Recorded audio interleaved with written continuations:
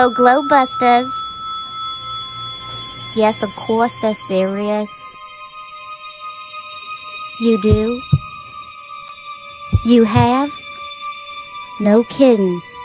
Uh-huh. Oh, they'll cure your globitis this week.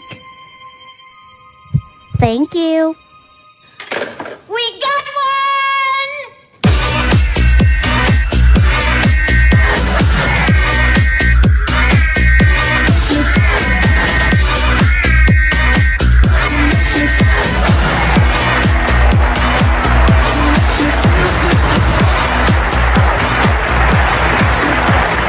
Ladies and gentlemen, it's the Globebusters.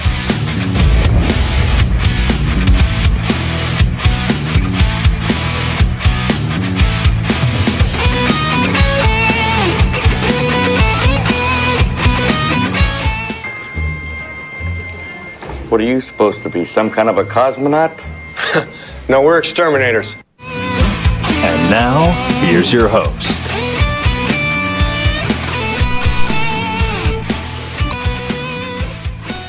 And welcome everybody to Globebusters. I am your host, Bob Xanadude60, and today's show is titled Flat Earth, Fake Moon Landings, and Ball Earth Pseudoscience. Today we're going to be discussing what I consider to be pseudoscience, and I want to make the disclaimer right now that I do not necessarily speak for the rest of the panel here, but as I have said before, I think there are a few things that absolutely fit into the category of pseudoscience. The first thing I believe is astrophysics, and the more I look into it recently, the more I believe that geodesy also fits into that particular category as well. But we shall elaborate on that here very shortly. Until otherwise, let's go ahead and introduce our gang of commenters in our panel today. We have a really great show for you, and I think you're going to really like this today. So with us, as always, we have Jaron from Jaronism. How you doing today, Jaron? Fantastic, Bob. Doing really good. It's snowing here. Well, actually, it stopped snowing, but it was snowing pretty heavy this morning in Denver, so it's kind of a chilly day. So, it is sunny, as always, here in California. Sunny as always, especially at your new, beautiful house. Gotta love it. Very nice. No complaints. No snow on the ceiling or on the roof, I mean. Yeah. By the way, I forgot to tell you last night that video that you sent me. When you sent it over Skype, I didn't hear the audio part of it, and then when I downloaded it and played it back on Windows Player, I loved when you walked in and David Weiss was on the playing on whatever. You're like, Alexa, turn this crap off. Yeah, it's funny. I was showing David Weiss a video of my house and where I wanted to plant the garden, and so I had myself walking in the house, and then the Flat Earth podcast was playing, and I told Alexa, I said, Alexa, turn this crap off. It's pretty funny. I'm sure he loved it. Oh, yeah, absolutely. And also we have with us on the side of the globe, hopefully he's recovering because he kind of messed up his knee from I guess, standing sideways on the globe. How are you doing today, Eru? Any better? Yeah, perfect. I am I having a good recovery, so here the sun is really, really close right now. We have like 40 degrees Celsius, so it's a little difficult to be inside the house, but I never lost the show. At least I have some kind of family party like the last weekend. But hello everyone, and thanks again for having me here. Beautiful. Yeah, we're glad you're back. And guys, last week when Eru didn't show up, I made the mistake of saying, gee, I don't know where Eru was, but he had actually contacted me on my other Skype account and said that he would be at his uncle's birthday party. So that was my bad. Anyway, so we have also with us today two other Globebusters alum, I guess, if you want to call it that have been on the show before. We have a surveyor and a pilot and a many-time guest on the show, Chris Van Maitre. How you doing today, Chris? Excellent. Not such a beautiful day here in Denver, is it?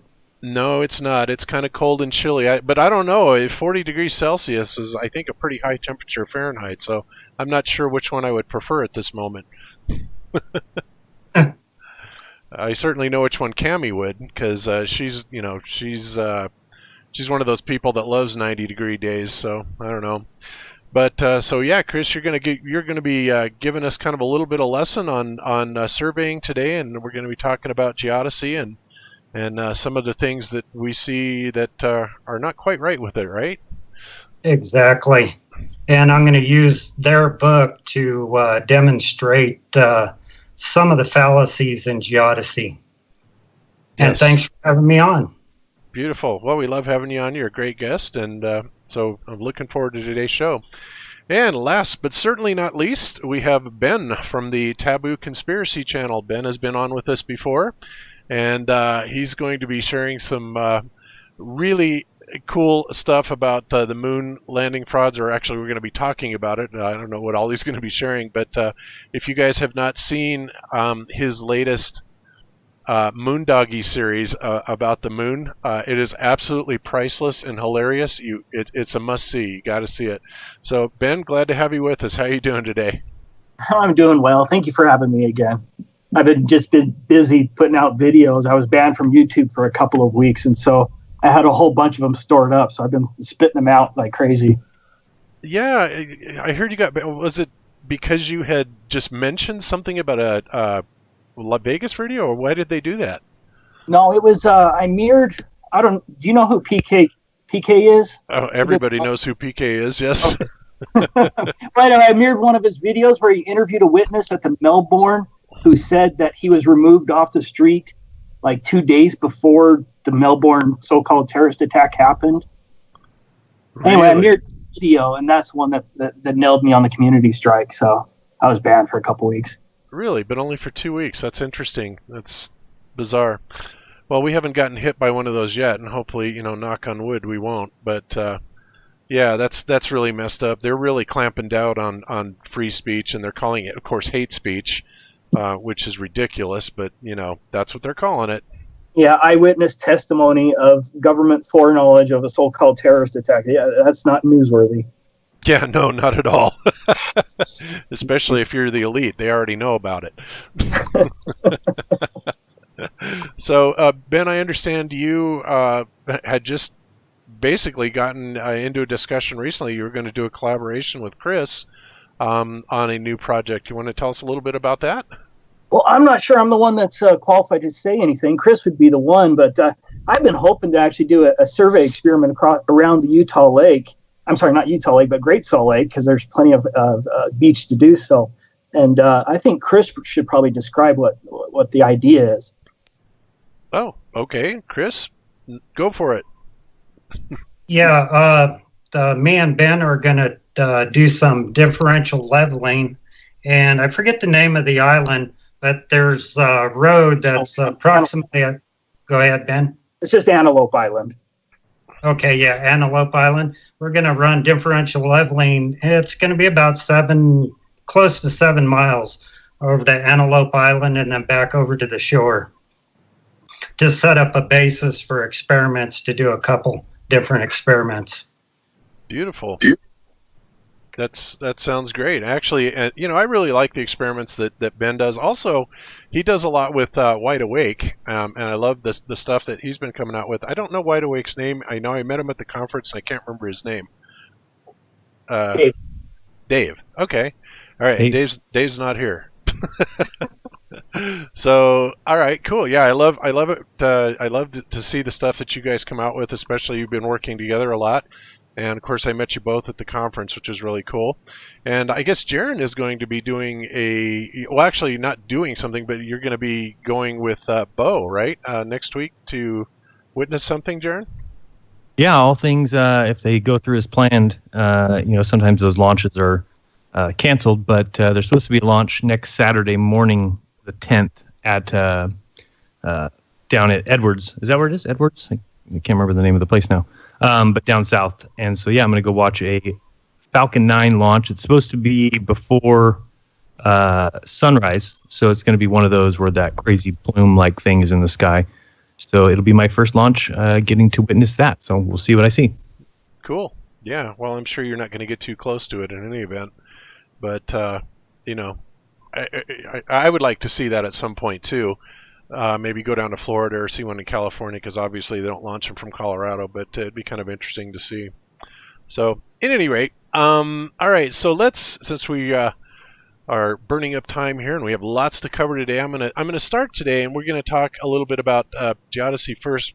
But before I do that, I want to kind of remind people that one of the biggest objections that we on Globebusters have had about a lot of scientism is that it really, everybody's saying, oh, do the equation, show the math, then I'll believe it. And I have to show you something else, Jaron, a little bit later on that video that you posted on FE Core about the plasma. There's a discussion that goes on underneath that is absolutely remarkable. But anyway, so I'll get back to that. So anyway, that's a lot of the problem that we have is of course the mathematics line up with the heliocentric model for the most part. I mean, they actually pretty much do, and that's why I say that we really can't argue based on that model, because again, it's a mathematical model. The problem is that the math only proves the model. It doesn't necessarily prove, or I should say, it corroborates with the model. It doesn't prove it. It corroborates with the model, but it does not prove reality by any sense of the word. And this is one of my big objections with geodesy. So, I'm going to start it out by quoting Nikola Tesla, which is up on your screen. You can see where Nikola Tesla says, "Today's scientists have substituted mathematics for experiments, and they wander off through equation after equation and eventually build a structure which has no relation to reality."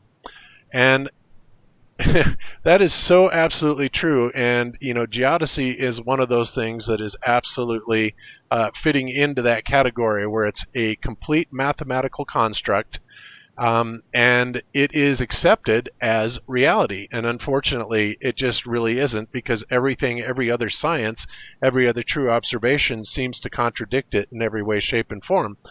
So the next thing I want to kind of bring up, because I think this is really well stated, is by one of my favorite guys out there, Ken Wheeler, Theoria Hypothesis, or he also goes by the Angry Photographer sometimes. But I'm going to play just a couple minutes of a clip here to hear what Ken says about mathematics and scientists and stuff like that. And by the way, the most recent Nobel Prize in Physics was actually won by mathematicians, which of course is ridiculous, because math is not physics, and that is something that I think many scientists can absolutely agree on. But so let me go ahead and start and play this so you can hear what Ken has to say. And I'm just going to play a couple minutes, and then we'll roll on from there. So here we go. That we first have to define that current modern-day science, taken as a generalization, and of course a generalization exists because it is generally true. The one thing I actually hate about most people making ill-gotten statements is that they will make a exception to what is generally a rule. It's like, well, this isn't true. It's like, yeah, well, I'm making a general statement about what is generally true. Regarding specifically science, is that scientists today are not actually scientists in the hardcore Platonic, ancient Greek method. Of course, all of scientific methodology came out of Pythagoras, Plato, Aristotle, Plotinus, Numenius, Damasius, Proclus, Syrianus, on and on and on. All these Greek Platonists and Neoplatonists. These people are not scientists, they're mathematicians. And fundamentally, a mathematician cannot relate to anything that cannot be quantified. Quantum, quantified. Can you see those words? Quantum, quantified. This is where quantum mechanics came from. These people are not scientists, they're mathematicians, and they don't believe in anything that you can't count. Okay? Imagine someone who is an accountant, who is given a job to give an analysis of something that has no quantification or parameters. They, of course, would pull their hair out and immediately commit suicide. This is what a modern scientist is. They're not actually scientists. And I'm not against math at all, but they're mathematicians. And these people have tried to quantify everything, but a field has no quantity. It cannot be quantified. Everything is fields, and fields are not particles. We first have to dismiss the cult of scientism, or what I call it, the cult of bumping particles. It is specifically nihilistic and atomistic. All right. So basically what Ken is saying here is that what we are calling scientists are basically bean counters. They have to quantify everything. There are certain things that simply cannot be quantified. And if you study any of the work of Walter Russell or other visionaries like him, we find that there are things like fields, gravitational, what they call gravitational fields, which of course we have no proof of whatsoever. Magnetic fields, things like this. They try and quantify these particular things, and this is generally true with field theory, overall. So I'm beginning to think more and more, even though I've had the classical training like most people have in Newtonian and Einsteinian type of physics, that maybe Walter Russell is really onto something, and there's some things that simply cannot be quantified, like the ether. And of course, when you can't quantify something like they try to, what do? They abolish it. And this is a big problem, I think, with science today. And we get into these things, these constructs that seem to make sense on the surface, but we can't actually observe some of these things. So, oopsie, let's get rid of the trolls here. Sorry about that. So anyway, I wanted to, just kind of bring that up and let everybody think about that a little bit. That there is much more to science than math. In fact, science really is the study of the natural world, and not necessarily having to quantize everything. That's one of the things that people really need to understand, and that's one of the biggest problems with science today. And of course, when they quantize everything, then they can go off and make these equations, and they don't even necessarily have to be correct. They just simply have to balance, and that's something that they strive for. They've got to balance the equation, make the equation fit the model, and then once they do that, then everything is hunky-dory, and it's considered proof at that point, which of course is one of the furthest things from reality. So with that, going over to geodesy, the first thing I want to do is look at the definition of geodesy. And remember, we're talking about scientists being mathematicians and not really studiers of the natural world. So the definition of geodesy is the branch of mathematics dealing with the shape and area of the Earth or large portions of it. Okay? Again, it's not saying anything about measuring actual curvature or arcs or anything like that. The actual area of that goes to what Chris does, as a surveyor. They actually measure slopes, and then they translate those to elevation differences, and then along comes geodesist, and they put an underlying equation that basically turns it into an arc, which of course is non-existent. It is purely a mathematical model. So if we go over here, and the next thing we look at the wiki entry for geodesy, it says geodesy is also known as geodetics, geodetic engineering, or geodetics engineering, is a branch of applied mathematics and earth science that deals with the measurement and representation of Earth or any planet, including its gravitational field. Yeah, whatever. Especially since they don't even know what a gravitational field is, again, nor can they measure it, or they wouldn't have ridiculous apparatuses like LIGO. In a three-dimensional time-varying space. Of course, now we're starting to get into this time-space thing that Einstein came up with, so already we're going off and entering into the realm of pseudoscience, which has nothing to do with the measurement of the Earth. Okay? So if you then look at applied mathematics, well, what is applied mathematics? Well, applied mathematics is a branch of mathematics that deals with the mathematical methods that find use in science, engineering, business, computer science, and industry. Thus, applied mathematics is a combination of mathematical science and specialized science. The term applied mathematics also describes professional specialty in which mathematics work on practical problems by formulating and studying mathematical models. Again, that's exactly what geodesy is a mathematical model.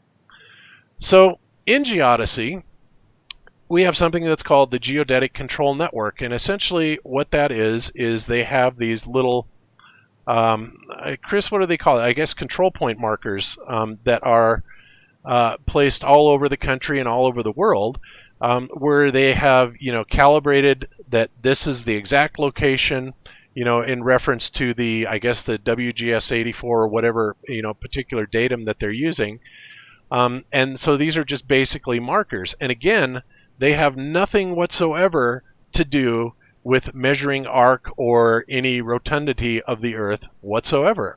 Okay, so we move from that, and let's see, I don't know if I wanted to go to that, but yeah, I guess so. So I had to find this. Hang on just a second. Hang on. Okay. Yeah, I guess that's right. All right, so I was looking through the pictures of some of these markers, right? And I came upon this one, which is actually pretty funny. This datum or marker is located in the city of Chicago. Okay, and I couldn't help but laugh when I read this, because it says, here it is, the #1 city datum, and it says this benchmark designates the primary datum for the city of Chicago. It is from this point that all heights of the city are measured. The city datum is hereby established as a plane, 17.640 feet below the benchmark cut on top of the bottom stone of granite base at the southeast corner of the Northern Trust Company Bank building at the northwest corner of South LaSalle Street and West Monroe Street. Okay, all right, so getting back to obviously the key thing here is it tells us that it is a plane. Okay, this datum is established as a plane.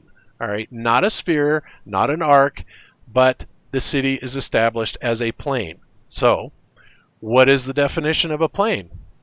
Well, that's pretty easy. A plane, a flat surface on which a straight line joining any 2 points on it would wholly lie. A level of existence, thought, or development, adjective, completely, level, or flat.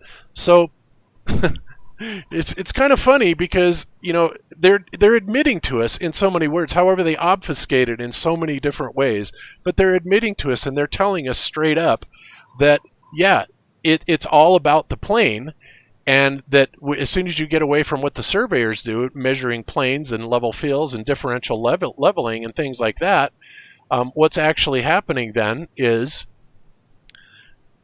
they are creating a mathematical construct. Okay, so basically what they use when they put all these datum points together is they come up with what's called the WGS 84 flattened ellipsoid datum. Okay, and what does that tell us? Okay, well, first of all, when it's flattened, you have to wonder about, okay, well, why do they flatten it? What is up with that? Okay, so we look at the origin of flattening, and it says in 1687 Isaac Newton published the Principia, in which he included a proof that a rotating, self-gravitating fluid body in equilibrium takes the form of an oblate ellipsoid of revolution, or a spheroid, right? The amount of flattening depends on the density and the balance of gravitational force and centrifugal force. Well, that's something I'm not going to cover right now, but we have talked about it before, the fact that, supposedly there is this minute amount of centrifugal force that is resultant from the spin of the Earth that causes the oceans, or should cause the oceans, to rise by a few kilometers. However, there is no such measurement taken, and we've covered that also before. So the other big word that they use is that they call the Earth a spheroid, or an oblate spheroid. Now I want you guys to take a look at this picture of an oblate spheroid. Does this look anything at all like the Earth? And of course the answer is absolutely not. And so you have to wonder why the powers that be call the Earth an oblate spheroid. Well, they say because it bulges out just a little bit more at the equator. But then when you call them on that, like you say, well, how come then the pictures that NASA gives us, if you take a compass and you trace around those pictures, they're absolutely circular or spherical. There is no oblateness to them.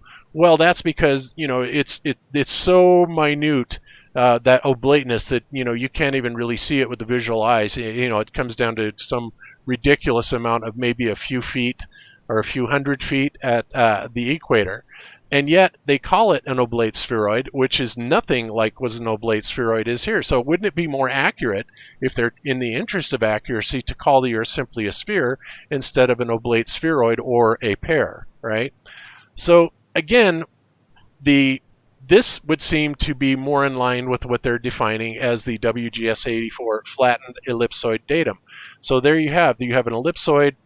Basically, now this oblate sphere would be more akin to a perfectly round thing, whereas the Earth, the map is saying that it's a little bit elliptical. All right, but nevertheless, an oblate spheroid would seem like it would be much more commensurate and in line with the idea of a flat Earth when you look at it, than any type of heliocentric type of ball or spherical model. Again, they completely obfuscate everything about this, and this all fits under the so-called pseudoscience of geodesy. And I am certainly not a geodesist. I'm certainly not a surveyor. This is just from somebody from a layman's point of view. But it just seems to me that if they're so interested in being so precise and accurate and everything, the first place they would start is with their terminology. So that's kind of my take on it at this point. And Chris, I'm going to hand it over to you and see, first of all, if you have any comment about that, and then we'll go over and we'll talk a little bit about Jaron's video that he just did about Jesse Kozlowski. So do you have any comments on that, Chris? Yeah, I think you nailed it on the head. And after we get through looking at Jaron's, I'm going to go through the book that Jesse and the geodesists use as their Bible and explain thoroughly how they come up with their model. Beautiful. Okay. All right. Then let's move on. And okay, so let's talk about Jaron's new video this week. So as many of you, I'm sure, if you follow Globebusters, you most likely follow Jaronism as well. And you probably saw this particular video that Jaron just released 2 days ago. Okay, and basically, when I watched this, Jaron, I was in utter disbelief about one particular thing, especially on here. The whole video was great, but the thing that really blew me away was this right here, where Jesse is talking about, okay, he's got his theodolite set up at 256 feet, right? And he's looking across 35 miles across the water here to the Comcast skyscraper, and he's saying, oh, look, my crosshairs are not lining up with basically the 256 point elevation of the Comcast building. Therefore, this proves curvature. And I looked at that and I just thought, he's kidding, right? He's got to be kidding me. That is the most ridiculous thing I have ever heard in my life. So, and did you realize that is geodesy? That is the measurement of the curvature of the Earth, is taking that exact reason that you're hitting that distance up above there, so they can calculate. He actually thinks that the reason that that's hitting so high is because that building is leaning away from him.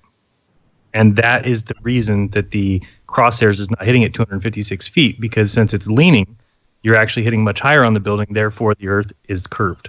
Well, is he saying because it's leaning, or is because it's actually dropped down below the curvature? Because leaning, if you do the math on it, I mean, the lean would be a minute fraction of a degree, right? Well, I guess it would be the same thing if you're talking about it being below the curvature, which is just crazy if you really think about it, because it would have to be leaning to be lower than the horizon. I mean, that's whether it's a small amount or a big amount. Regardless, that drop is because the building has dropped below your horizon line due to the curvature of the Earth. That's what they actually measure. Whereas we know that things get smaller in the distance. That this building is reduced in size, and this is the problem with geodesy: is they take that one person's perspective, which is kind of like the Soundly perspective.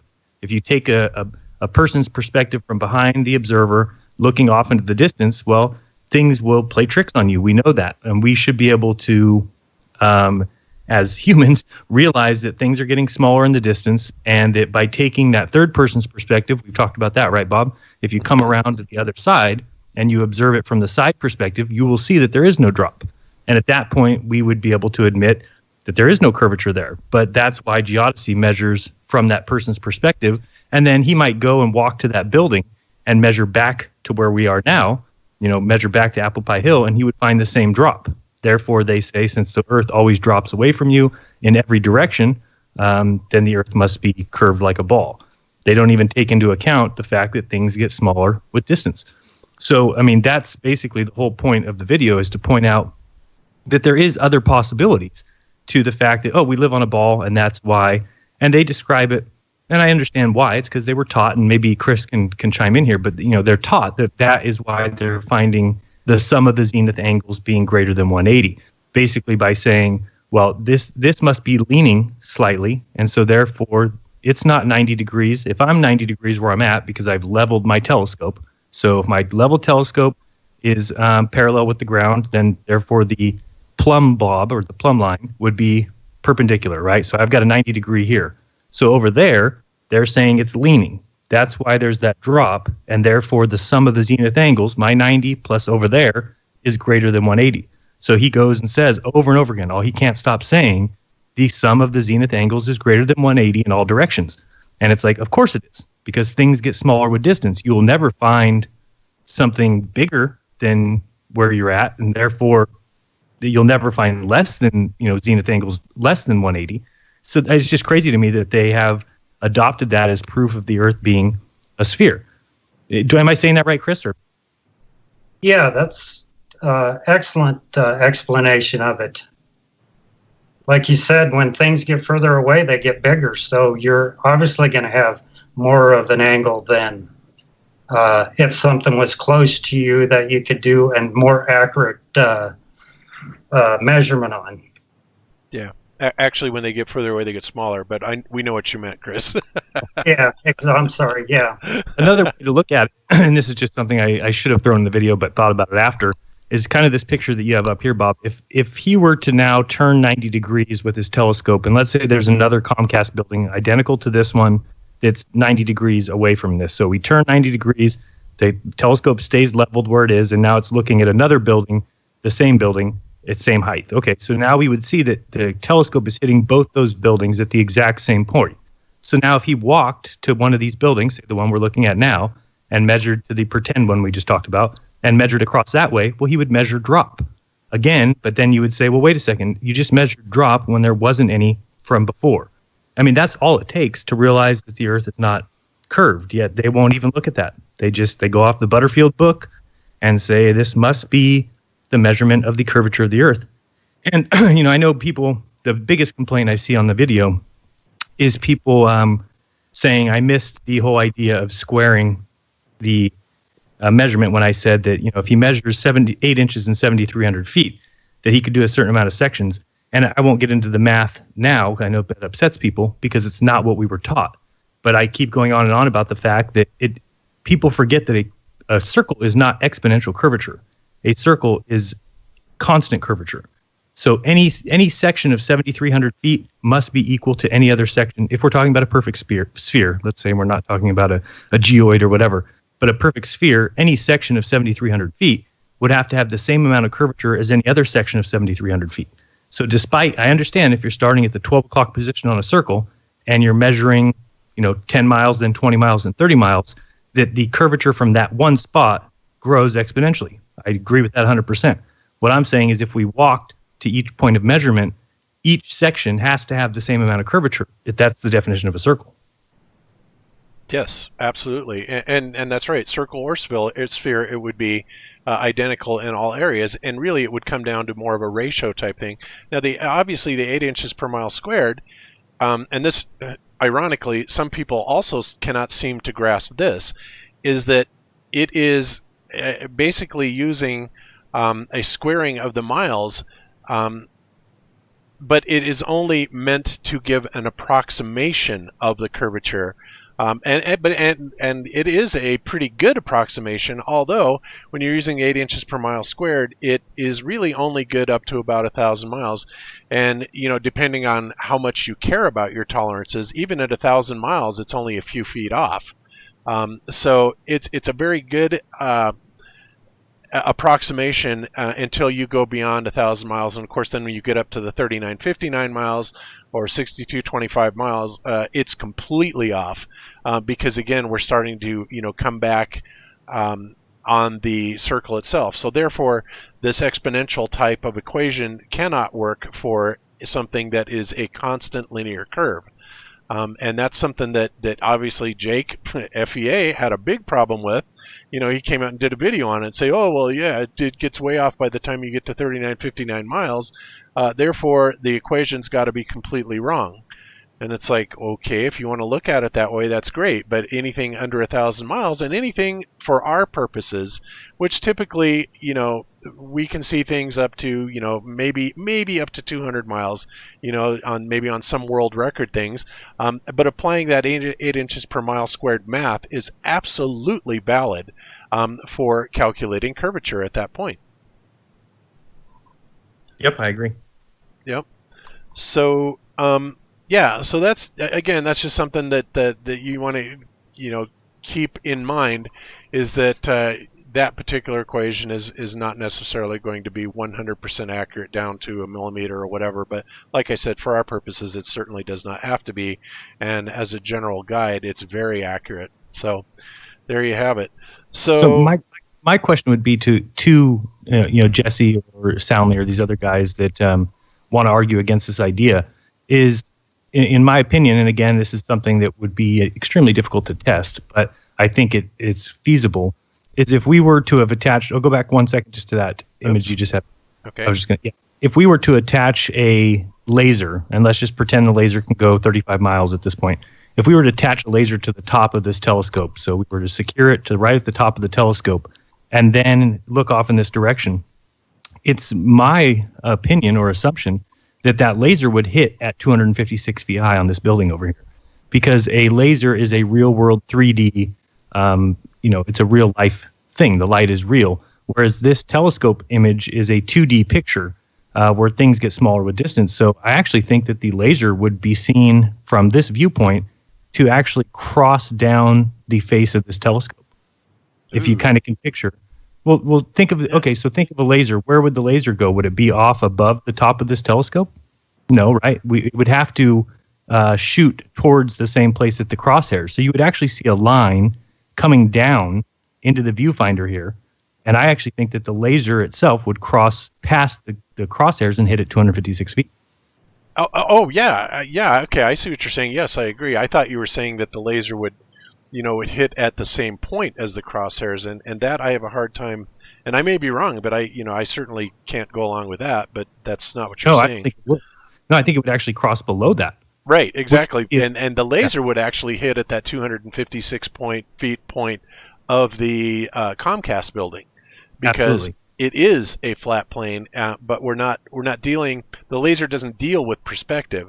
The biggest problem that we would have with the laser would be any type of beam divergence, which of course is something that we openly admit.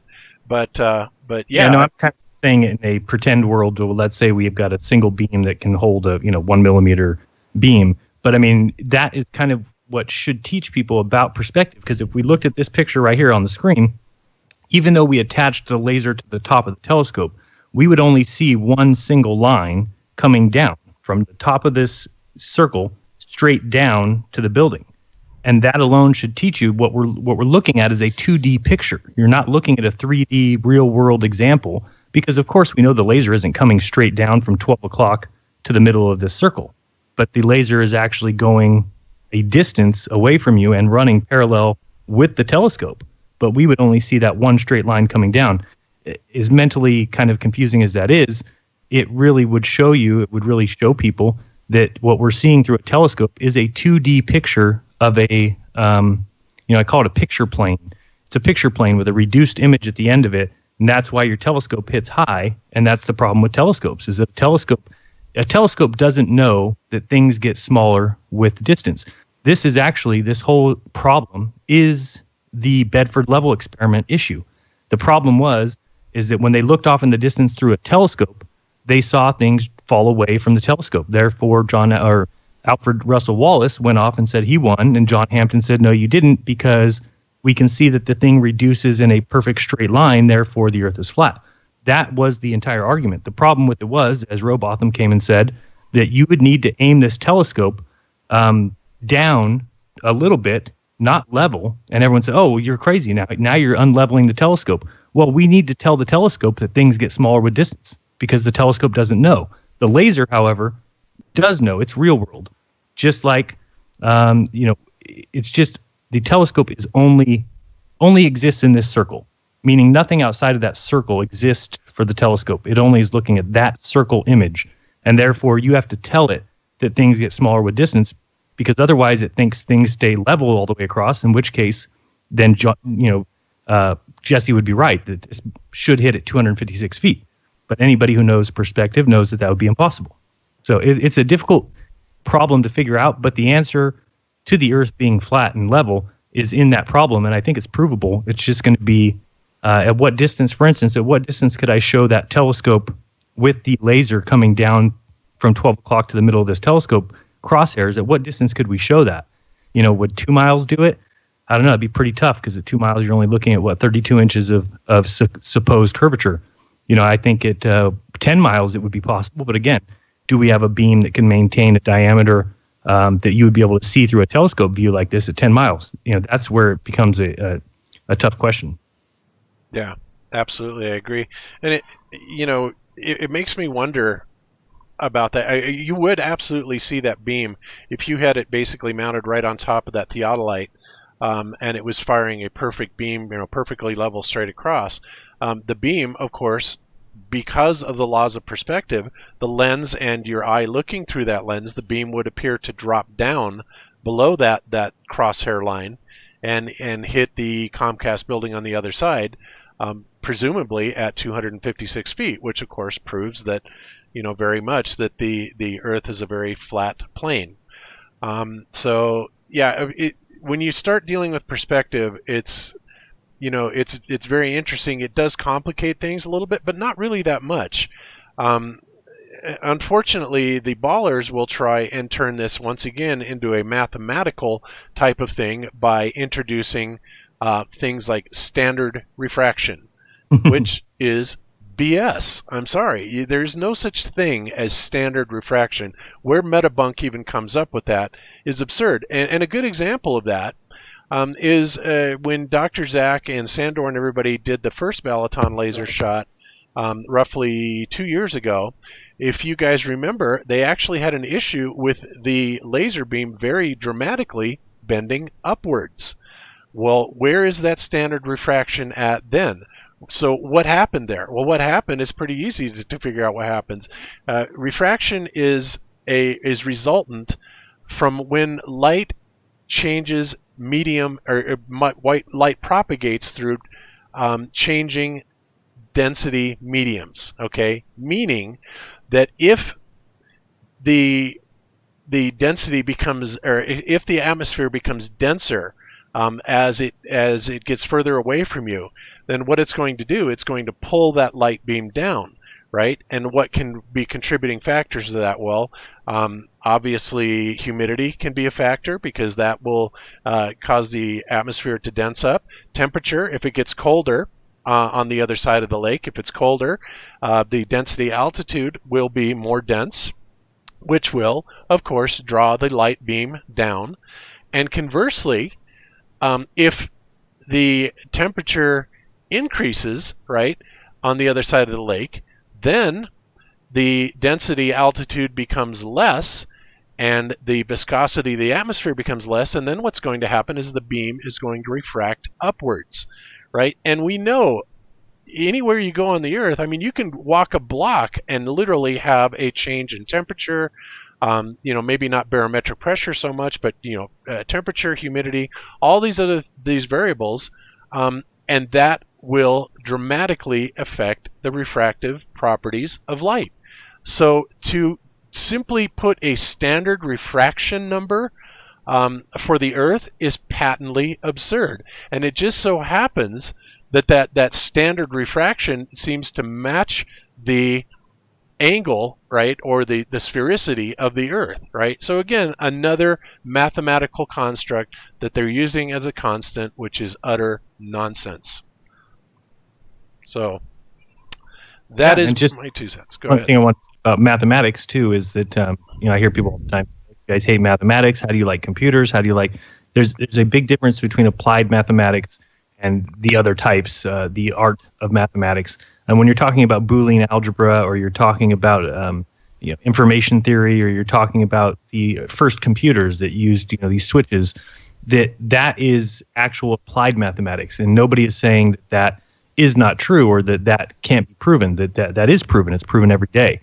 The kind of mathematics we're talking about is when you've taken math and applied it to something like the universe, like the size of the sun, and simply said, well, this is true because the mathematics shows it to be true. Well, no, applied mathematics is when the mathematics is used in the real world, and it matches observations, and it matches testing. It has to go through the scientific method, and the math that they use for astronomy does not go through the scientific method. Yep. All right. So, okay, so I guess we've kind of talked about that a little bit. Now, Chris, I think you wanted to, or Ira, did you have something to say about that? No, I just turning on the microphone. That was maybe the sound. I wait to the Chris presentation. No, okay, no problem. All right, and again, also Chris and Ben, just so you know, Jaron and I tend to talk a lot, but if you have something to chime in on, just start talking, and we will certainly shut up and let you talk. So I just want to make that clear to both of you guys. That's kind of the way we roll, so we keep the show moving that way. So, yeah, I just got to add in there that Jaron's right on target with this. The perspective that they see through the theodolite telescope is the same perspective that you see with your eyes. So you have to consider all the good videos that's been out there about perspective. And I think in Jesse's video where he sets up his transit and he's pointing it at a target on the other side of the lake, what he doesn't give, because of this perspective problem, what he should have done is given us the height of his transit, given us the distance to his target across the lake, and given us the vertical angle to that target. Then with trigonometry, you could figure out whether there was a difference in elevation. But none of that was done. He's just using this perspective problem to try and come up with showing curvature of the Earth. Yes, exactly. And again, he's not talking about measuring any curvature because, as I said many times before, and Chris, I know you can back me up on this. By the way, guys, Chris is a surveyor with, 30 years experience, Chris? Yeah, in engineering and surveying.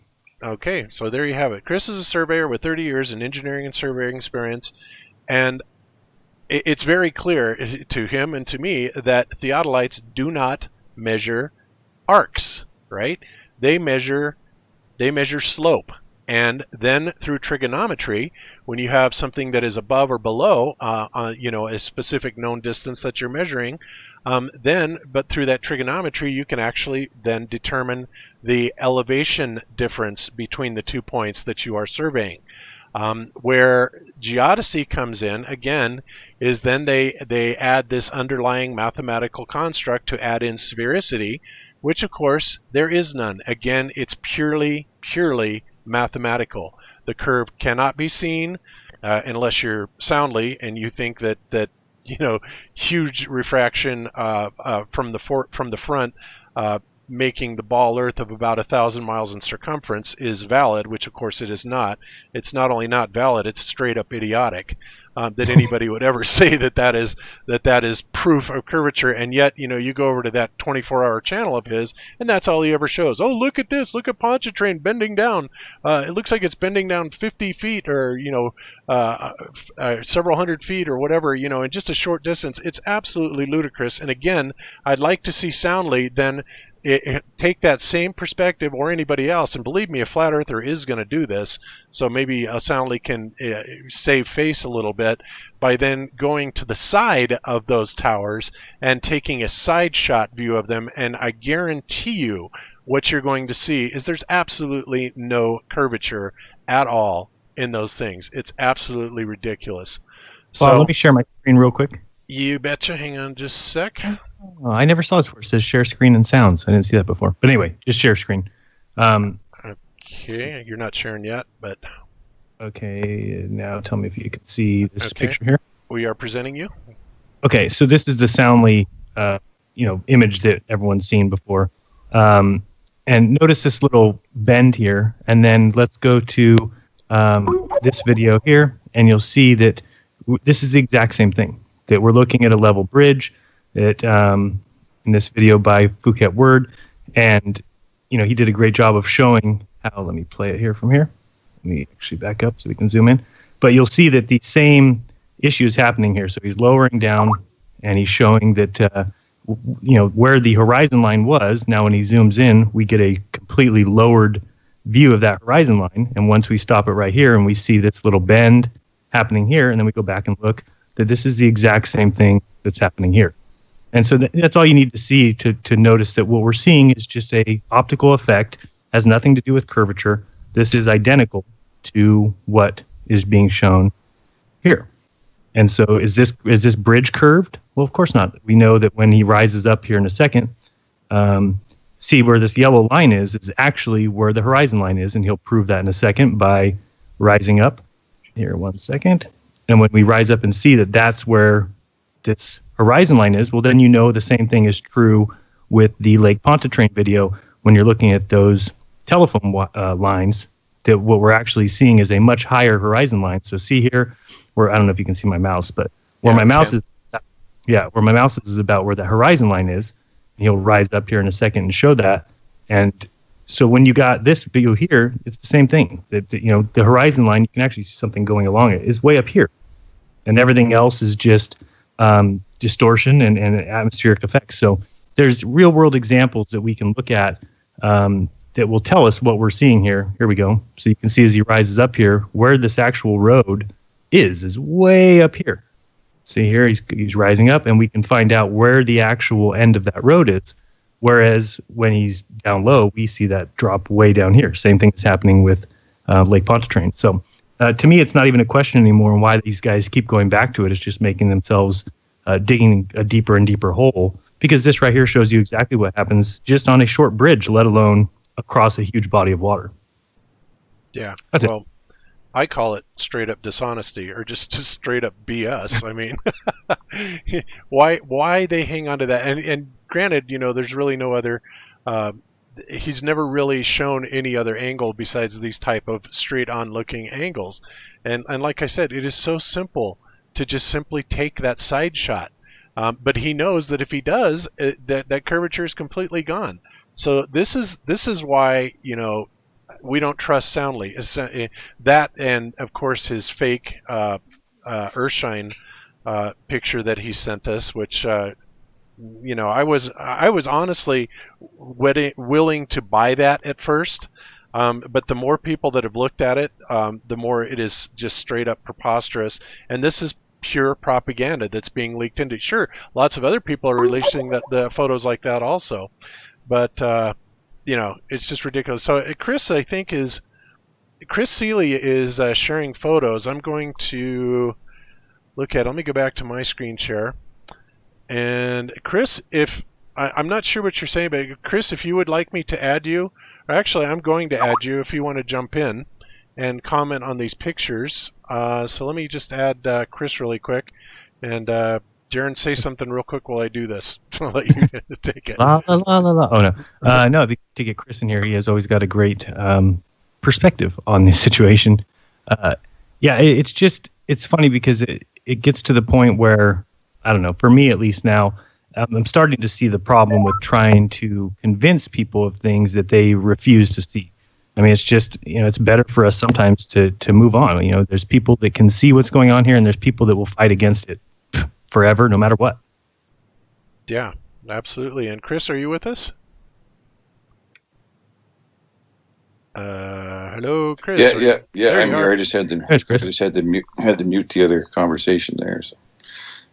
Oh, okay. Yeah, no, I just sent you a couple pictures. I was just listening in there briefly, and I got to run here in a minute here. But I had a model of what you were talking about there with the laser shot over the 35-ish miles or 32 miles or whatever, and Okay. it shows how the laser, if you put a laser on top of a transit and did take a shot like that, what you would see in the scope. Right, so. All right. Let me bring those up. Hang on just a second. I know I'm not sharing with you yet, so just hang on just a second. Boy, all this fun stuff that we get to do. All right, and share screens. There's that. Okay, so now I think everybody should be on the same screen share page. Now I think this is the first one that you sent, Chris. Yeah, so that's the first one. So in the scope, what Jaron was saying is correct. You would see the laser coming down from the top of the scope, headed towards the buildings in the distance at 30 whatever miles, and awesome. they would hit at the right height.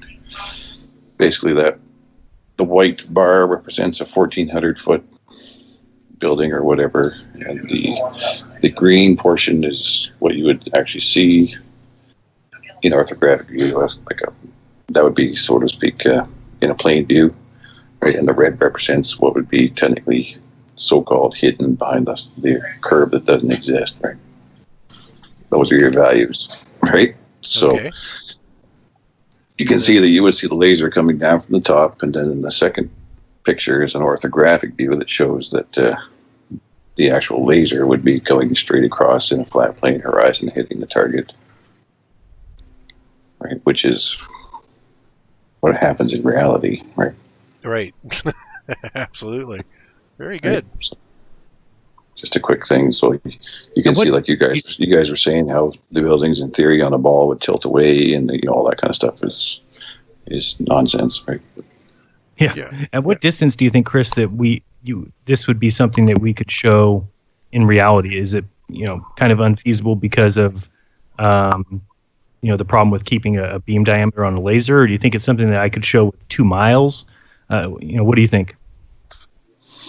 Well, I mean, even a short shot should work with the laser. If you put a laser on top of a camera, like a P900 or whatever, and put a laser pointer on it, and then just look through it, point it at a wall or something, something within reason, you'll see that you should, maybe a misty night where it's kind of foggy or something. Interesting. You should see it. Yeah. Yeah, I'll even try that tonight. Awesome. Thanks. Yeah. Beautiful. All right. Well, thank you, Chris, for that. We appreciate it. Yeah, no problem. Awesome. All right. So, and you are welcome, by the way, to stay with us as long as you want, or not, either way. All right. So, I guess that's pretty much all I have on that. And I know that Chris Van Maitre had some stuff that he wanted to share. And Chris, are you ready to do that? Yes, I am. I'll do a screen share. All right. We can make that happen. Go to full screen. As soon as you're sharing, I'll switch over to you. Oh, and there you are sharing. Okay, so here we go. And we are now sharing you. You are presenting. Okay, so what I did was in Jaron's video, and Jesse, the geodesists use this book. This is Butterfield's book for their so-called Bible. So I started reading through it, and at the very beginning in the preface here, it shows that it talks about this book is to give a brief historical outline of the work done in ancient and modern times to determine the figure of the earth from measurement of meridian arcs. The results here are gathered are intended to show the progress and development of our work, thus enabling one to obtain comprehensive idea of what has been accomplished in the subject, and to note the progress and methods and the precision obtained. Okay, now if we go down here, I'll read this. The results of the early investigators are given at a full length, for ordinarily their reports are not accessible. Those of later investigators, the results of whom can be found in most libraries, are more condensed. And here's the kicker, of the theory of the figure of the earth and the methods of determination of its form from given data. So right off the bat, they're admitting that it's a theory. It's a theory that they are creating out of a mathematical construct. They don't seem to be admitting that it's done by actual observation of any arc. And I think one thing that might help, Chris, because this helped me immensely, can you kind of explain to the audience a little bit about what differential leveling is and how that has been done basically worldwide and that sort of thing? Yeah, can I hit that after I go through? Oh, sure, absolutely. Because I think once we go through this and their explanations, I'm using their book. So we go here to the first page, and they talk about that it started in civilizations in Mesopotamia.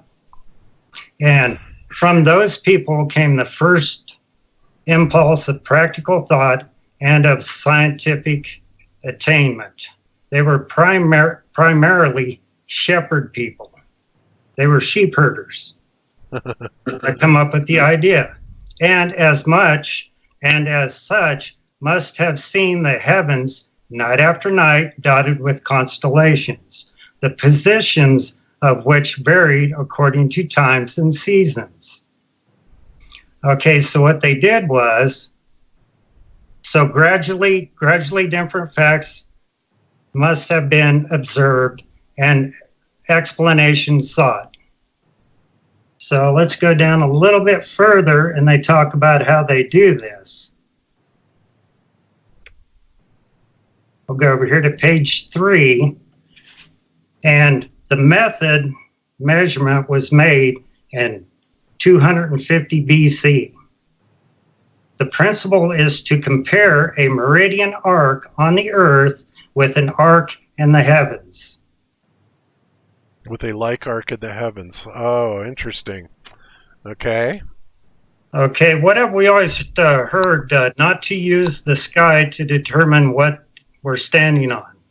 Yes, that seems very, very obvious, right? Exactly. But that's exactly what they've done here.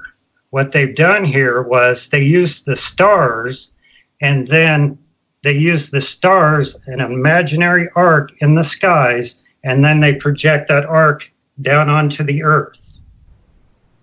Mm-hmm. So basically, they're starting off with an assumption that we live on a ball earth. Yes. Yes, they are. So therefore, their whole system is set up on that they believe that we live on a ball earth. They never went out and done actual measurements with no thought in mind and no preconceived ideas of what they were going to measure.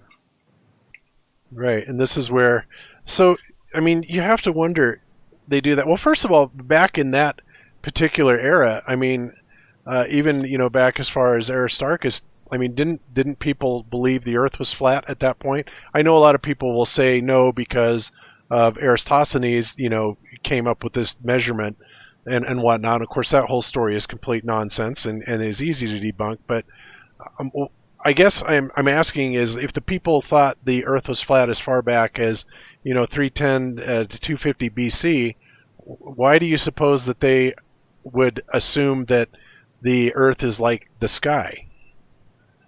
Right. Well, right up here on page 3 at the top, you see that they call out, people believe that the earth was an extended flat surface. Some believe that the form of the earth was a drum. And then down here, you got the ones that believe that it was spherical. Well, at the very beginning, they give credit to Aristarchus for his experiment with the shadows, and they held on to this. Completely held on to that idea, ignored any of the other beliefs that are very plausible, as we all know. Yeah, and I think honestly, and I think that there's actually a fairly decent amount of evidence to support the idea that history has kind of been rewritten. Because do we really have record of Aristarchus back in 310 or 250 BC, or is this one of those things that Jaron has brought up several times where it's kind of been reintroduced or copied from another source or something like that? Because Jaron, you've looked into this quite extensively about many of these books do not seem to actually be around much past 500 or 600 years ago. Is that right? Yeah, no, I'd say that there's nothing really provable past like 1100 AD that isn't a copy of a copy, and they'll consider that to be actual evidence that if somebody copied something in say 800 and then somebody copied it in 1200 and somebody copied it in 1600, they'll still say that that book from 1600 is from 400 or wherever it was originally said to be copied from, but there's no proof or evidence of that original 400 AD book.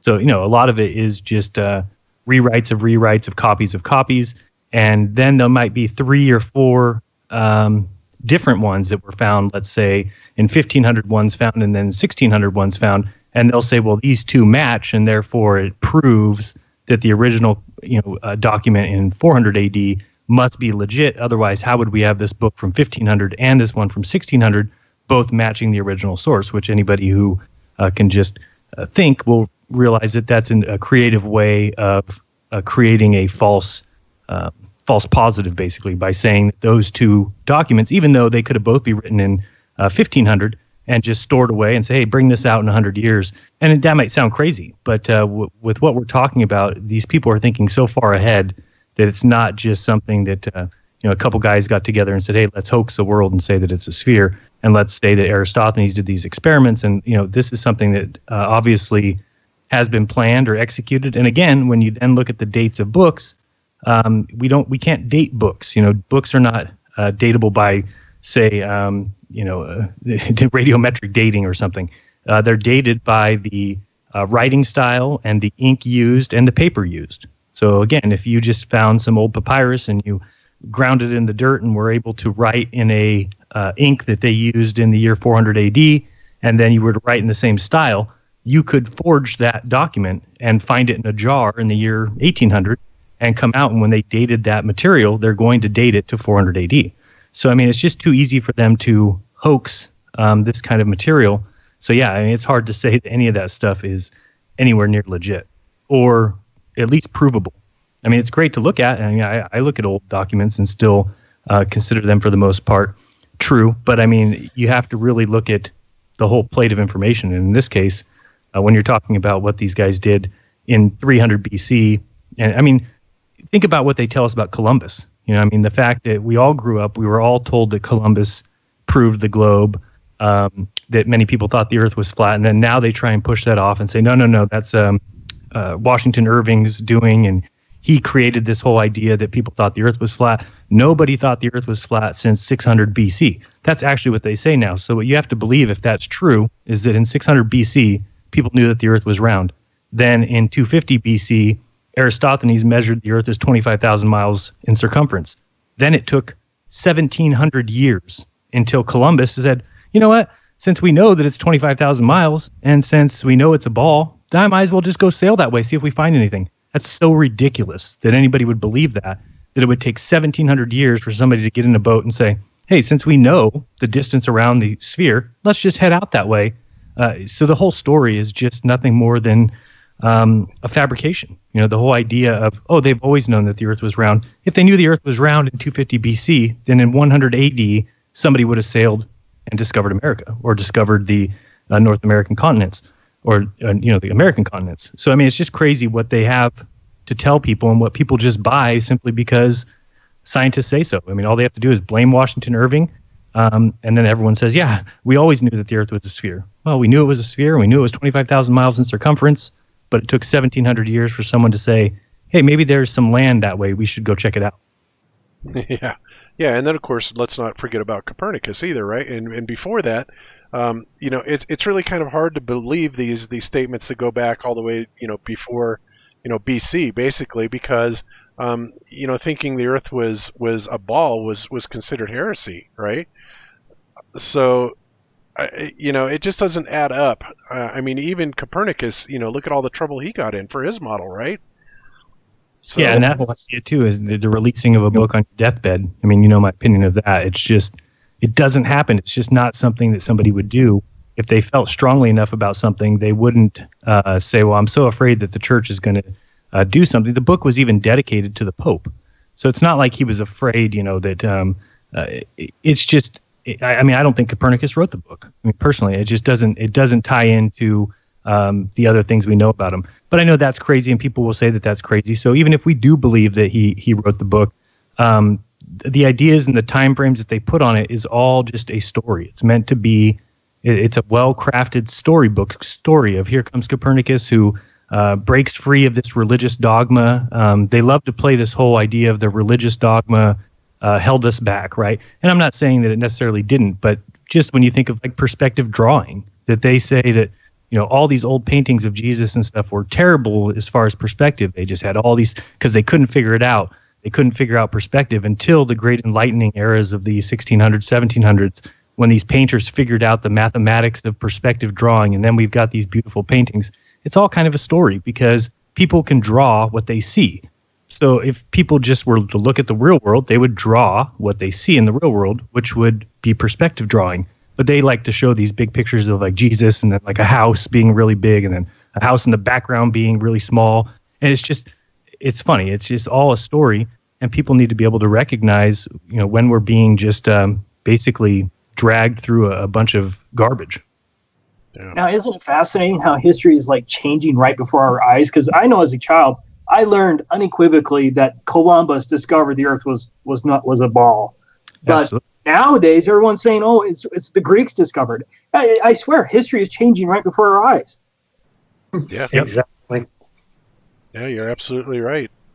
Absolutely, and it does. It seems to change. And of course, the ballers keep coming back to us. Oh, it goes back further and further and further. They've always known it was a sphere. It's like, how could they have possibly known it was a sphere? None of it makes any sense. And not only that, the methodology or the hole sticks in the ground. Again, would also have to assume a sun was not close and local, even though it appeared that way. How would they determine it otherwise? And yes, I am fully aware of the alleged calculation of the sun by the transit of Venus, but that calculation has changed many times. Yeah, that was in the 1700s, right? Yeah. When you're talking about Aristophanes, this is clearly when they thought that the sun went around the Earth. And so to then say, oh, it's an infinite distance sun and we're getting all these parallel rays, but then to think that the sun is so far away, it's an infinite distance, but it also is able to go around us in 24 hours, all these things do not add up. It's just, if these guys were as intelligent as they would have us believe, then anybody would come to the conclusion, if they thought that the sun was an infinite distance away, that it would be impossible for the sun to travel around you in 24 hours. So there's just, and then when we see like, the crepuscular rays, that's something that to say in 300 BC, somebody looked at and said, oh, that must be coming from an infinite distance away, and these rays are hitting us parallel. It's kind of, impossible to believe unless you simply just believe the stories that we're told, which a lot of people do, because they look at it and say, well, why would somebody lie about this? Why would somebody want to fool us in this way? And it sucks because it happened. So you're kind of like, I can't answer why they wanted to do that. I can just point to areas and evidence that it has happened, and that we can really, it becomes an impossible fight sometimes to go against the kind of body of work when it's systematically placed in the way it is. Just like the moon landings, which we'll get to in a little bit, right? That is a impossible fight to prove the moon landings are a hoax, unless you're able to remove yourself from the ideas of intellectualism, step away, and look at things as simple as, why haven't we gone back? Because if it was as easy as they said, we'd be back there. But those are the kind of things that you'll need to prove to yourself, because it's impossible to prove it otherwise, because it's got NASA on. It's the only one who's ever been. So if you say, well, it would be impossible because the LEM would heat up too much, well, they'll just come back and say, well, no, we had this particular reflecting, and they can say anything. They can really say anything, and it gets to the point where you're like, well, okay, if you're just able to just I don't know what you could equate that to, but some great beer drinker heads off with his friends and takes some pictures while he's in some country far away, and they take some video of it, and then they come back and say, oh, well, he was over there, he drank 240 beers in 24 hours. And you might say, well, no, that's impossible because but these guys said they did it, and they've got pictures of this guy over there drinking beer, and they've got pictures of him and video of him doing it. You kind of are at the point where you're like, well, okay, how can I prove that didn't happen? Even though, to step back and really think about the amount of beer you'd have to drink per hour and how much liquid go through, you could come to the conclusion yourself that it didn't happen. It's not possible. But as far as the amount of evidence, if people wanted to go around and prove you wrong and say, no, it absolutely happened, well, they've got picture evidence, they've got video evidence, and they can say anything that they want. If you start saying, well, he couldn't have possibly drank that much liquid, and they say, oh, well, he was attached to a catheter. Okay, well, he could, they could say anything. At what point can you just call a fraud? And I think the biggest clue, and we'll get to the moon landings, but we haven't gone back 60 years, 50 years.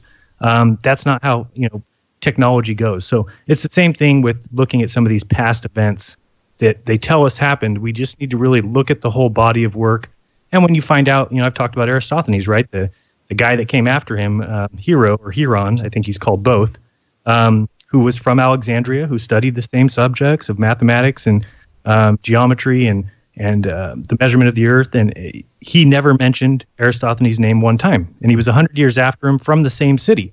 Again, I say that's about equal to somebody coming out of North Carolina and then playing basketball for the Chicago Bulls, writing a book later about it, and never once mentioning Michael Jordan. It's just impossible. And you should be able to review that information 100 years from now or 1,000 years from now and recognize, hey, this guy's writing, maybe, why wouldn't he write about Michael Jordan? There's a chance then that Michael Jordan's not real if he didn't write about him. Now, again, somebody would. So, those are the kind of things I think we can draw our own conclusions from. Yeah, in fact, one little comment, it's the supposedly distance of the sun made in the from the transit of Venus. The most accurate calculations presented 1 year later of the other guys who participate in the experiment was by a Jesuit called Maximilian Hell, like the hell. And supposedly the family of this guy, the father and the mother, have 22 sons. And wow. I see, if you want, I can share the Wikipedia page for if you want to. We'll do that in a minute. We'll do that in a minute, because I want to let Chris finish his, and then Ben is kind of on a short time scale, and perfect. Do that. So, and we will get to that. Okay, and the last thing is that when you ask where this guy come from, is unknown, and that is official. So the Jesuit who participate and give all the measurements to accomplish the mission to take the distance of the sun was the origin was unknown. So. It's like a story, it's not real. Right, it's a story. And then I'm sure they used a pendulum clock. So think of the perfection or the precision, that you would have to have in order to say when Venus crossed exactly the time that it passed the left, edge of the sun, and then you have somebody on the other side of the world, or across the world, or around the world if you're a globe believer, and that person is also having to calculate it precisely and exactly with the difference in time zones and everything, and they're doing it with pendulum clocks. There's no watches at this time. There's no stopwatch. These things are to believe that they did all these things, you really have to suspend any thought process, any kind of logic. Then they got back on their boat, or did they use their cell phone and call and say, okay, it just crossed 4 minutes ago? No, they had to then travel all the way back, and then they get together. And of course, do you think that they're going to have their numbers match and have everything work out perfectly for what the Royal Society wanted? And of course, that's how these guys got paid, and that's where they got their funding. Just like today, for us to go to Antarctica or something, it's going to take the kind of money that like a country has. And that's what it took in the past to get all these things, is the countries, the kings and queens, they're the ones who paid for Columbus to go. They're the ones who paid for this Maximilian guy to go, supposedly. So of course, the information that they brought back is going to be exactly what the kings and queens wanted. And that's why it took, for Captain Cook's logs to come out. 3 years after he gets back from his trip, he turns in his journal to the king or the queen, and it takes 3 years until that's published to the public. So we really have to start questioning, well, what went on during those 3 years? Is this just the correcting of information to in line with their goal of fooling the world? That's the question. Yep. All right. Okay, Chris. So we took a little detour there. You want to go ahead? That was actually a great detour because I forgot to mention. Yeah, I'm just reading what they have on here, and yes, I totally agree with you, Jaron. History, they can't prove any of this, and actually, you look back through it, and the proof is not there. I believe it's totally a made-up story for them to perpetrate their heliocentric model, and that's how they started to brainwash everybody into believing that they lived on a globe. Yep. Oh, I can hear the criticism now. You guys are just history deniers. Well, yeah, I'd say, well, if the shoe fits. Well, you have to question it, right? I mean, you really have to question what we're taught. And yeah, sorry, Chris, I keep interrupting you, but yeah, you really have to question everything that we're given. There's no problem with questioning it. That's the biggest problem that I see with people, is that they have a problem with, how dare you question this? How dare you question that? When it should be the thing that is most allowed. Question anything, question everything, because that's how you'll prove to yourself that things are in fact true, or you'll prove that it's not true, in which case you only get closer to the truth. So to me, it's like the most obvious thing you can do is question everything, make everything really prove itself to you before you adopt it. And unfortunately, we were sat in chairs and desks and in groups of 35 as children, and systematically given our facts. It's just not the way that you would educate children. It's just, I've said it before, you don't have the elite of the world saying, well, how can we teach everyone everything that there is to know so that they can compete with me and my money intake? That's not the way it works. People at the top are thinking, how can we make sure everyone stays dumb enough to never overtake us? That's reality. Yeah, exactly. And then they wonder why we question them. As I continue on here, in these writings, so I'll start here. Modern measurements differ only in the care and methods taken to obtain precise results. For naturally, the first measurements were crude and some assumptions were made. So their whole geodesy is based off of crude measurements and assumptions. They admit it right here in their Bible. Mm-hmm. So you go back over here, and the measurements are preposterous. They use 4,000 steps of a camel made to come up with their measurements for meridian lines. And this is the book that they reference that Jesse was saying, oh, it's been done, and this is what they're talking about? Exactly. Oh, my God. So, and then up above here, they talk about how they do this. Basically, they get their measurements by their camels over here and come up with a precise measurement, and then they what they do is they take shots on the stars to come up with the latitude and longitude projected down onto the Earth. Mm-hmm. It's just laughable. Yeah, it really is. What is the name of this book? A History of the Determination of the Figure of the Earth from Arc Measurements. Do they ever talk about how they make these arc measurements? Because as far as I know, we can't even do that today on an Earth-size scale. Exactly. Yeah, that's what I'm getting to. And I just touched on it earlier, where what they do basically is they have a phony arc that they see in the sky as they're observing a star or a heavenly body, and they project. It's a made-up arc that they project down onto the Earth.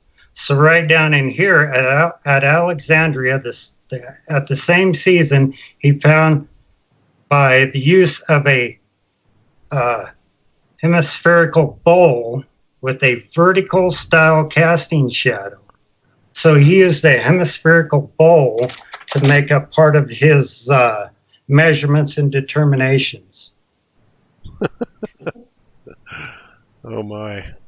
This is getting a little ridiculous, isn't it? So in other words, the gist of this is, obviously back in 135 or to 45 BC, they had really, to say crude methodology of determining sphericity would be an understatement, yes? Exactly. And they even admit through this whole thing that all their measurements weren't accurate. Some of their measurements were assumed. Well, me as being a surveyor, that would be absolutely ludicrous for me to assume a distance and then start plunking in property corners and telling somebody that that's exactly where your property is. It was done off of assumptions and crude measurements. So, Chris, when did they start actually putting in these geodetic markers all over the world? They started those, don't quote me on this, back early in the 1700s, 1800s, all the way up to, they're still setting some today. Wow. Okay. So, and again, they're just marker, and of course, and I'm sure they're quite accurate for what they are, but they certainly don't seem to prove anything about any arc measurements or anything like that. But as far as their actual position on the datum, the grid sheet that they've got worked out, I'm sure they're quite accurate for position and altitude above sea level. Exactly. So you were talking about differential leveling. I'll bring this up. Back, what they did is these are what they call tide gauge stations, and they set these up around the world, and they come up with a mean elevation. Then with that mean elevation, they set up differential leveling, and they assumed 0 at sea level, and then they started running differential leveling all across the United States, Canada. They did it over in Europe to determine the elevations. This right here is an NGS data sheet, and it's not for this exact point, but this is what we find on the ground. This is set in stone. Really, it's set so that it can't move. Mm-hmm. And then they give you this sheet, and the sheet calls out the latitude and longitude and gives you the elevation. Okay. So if we go down here further, and my question is, if the geodesists have this figured out, then I should be able to set up my GPS and have exactly to the 100th of a foot what the elevation on that point is. But if you read down through here, they state the orthometric height was determined by differential leveling. Mm-hmm. So all the very tight first order horizontal and vertical work, or the vertical work, is all done through differential leveling. Right, and differential leveling, to just summarize and correct me if I'm wrong, is basically going all across the country, all across the world, taking that initial reference from the mean sea level that you're showing here, and then determining, taking a shot to a distant point from a known elevation, and then looking at the slope or the slope angle to that particular target, and then simply using plain old trigonometry to calculate the elevation difference. And then they also have another methodology for determining the distance to it, and I forgot what that was called, Chris, but I'm sure you know. Well, with differential leveling, let's say that this rod right here, it has numbers on it, 1 through, let's say this rod's 10 feet tall, for this example. Okay, right here is their mean sea level, which would be 0. Let's say that they're reading 5. When the level's set up perfectly, he reads a number, and that number says 5 through his scope in the crosshair. So he now knows that the elevation of this instrument, or the level, is at an elevation of 5 feet. So then he turns and has this person set down a rod over here, and he sets the rod on there, and let's say he reads 2 feet. So what you have here is your HI is at 105. You're reading 2 feet, 2 feet off of 105. So now your elevation at this point is an elevation of 103. Okay. So then what you'd do after you did that, you'd pick this up, you'd move up here, and you'd level up again. You'd read the same number. You'd figure out what your HI or the height of your instrument is. And then this guy takes his rod and he moves here, and you do the same thing. You read it, establish the elevation at the bottom of this. You pick your level back up. You do the same thing. You set up here, read the number. So basically you're just transferring elevations as you go and establishing elevations off of a level. Right. And then from there they use what I believe it's called a tachyometer, and to use a methodology of trilateration to determine distances. Is that correct? Triangulation?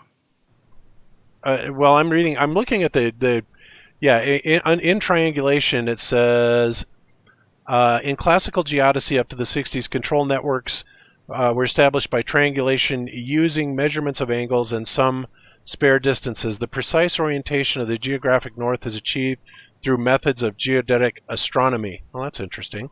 The principal instruments used are theodolites, tachyometers, T-A-C-H-E-O-M-E-T-E-R-S, tachyometers, I think that's how that's pronounced, which nowadays are equipped with infrared distance measuring databases, communication systems, and partly by satellite links. And then it goes on to talk about trilateration, which says electronic distance measurements, EDM, was introduced around 1960 when the prototype instruments became small enough to be used in the field. So, and of course that's a newer distance. I don't know, how they did it back in the old days, but apparently, and this makes sense because obviously we have the technology we can use, in piloting. They have radar altimeters. You have laser measurements, Doppler type. I mean, there's a million ways to take distance measurements now. So, and obviously it's becoming a lot more precise. But continue on. I'm sorry. So on these, that's how they determine their elevation. Everything's done with differential leveling. So if their model is so tight and right, then they shouldn't have to use differential leveling. They should have this figured out mathematically with, because what we do is we load what they call a geoid model into our data collectors. And that geoid model is supposed to have the exact, the geoid model works on a flat plane, basically. What a surprise. Let me see if I can get back here. So I'll kick up this. Okay, in the same data sheet, they give you coordinates. And these coordinates are just arbitrary that they've made up. They just assigned a coordinate to that latitude and longitude in this state plane. But the thing I want to point out is their scale factor. Their scale factor here, and this is what gets me. Let me go to the ARC calculator. Because this was a discussion I just had the other day. So if we go into the ARC calculator and I entered in the radius of the Earth, and this is this is the width, 10 miles that we're going to measure. Now, there's a difference between your arc length and your chord length. So if you flatten this arc out, it should be longer than your chord length, depending on the radius that you're working with. So I'll hit this for 10 miles. Now we can see the difference in 10 miles between the arc and the chord distance. And 10 miles is only a hundredth and a half of a foot. That's unbelievable. So And if you take this to 30 miles, it's only, I think it equates to a half a foot. So what I'm trying to get at is the questioning the whole reason why we use this 84 system. It makes absolutely no sense when I just showed you that in 10 miles there's only a hundredth and a half, and a hundredth of a foot equates to an eighth of an inch. Yeah, that's exactly right. And if you only are taking the land measurements and you have assumed that the water is curved like a sphere, then I can easily see how you come up with the shape of a geoid, is because there's not a lot of land compared to the water, and the water, it's not like they're out staking the water and they always talk about, oh, we use these chains and we well, you didn't use chains in the water, so you've assumed that the ocean is curved. And if you've done that, then it doesn't surprise me that you're going to come up with a ball Earth. That was your assumption going in, and you've taken 70% of the surface and assumed it to be curved to a 3,959 mile radius. Yeah. Right. So what I'm getting at, this next thing I'll show you is just going to be mind-blowing. So they use this basically when we're using their state plane coordinate system.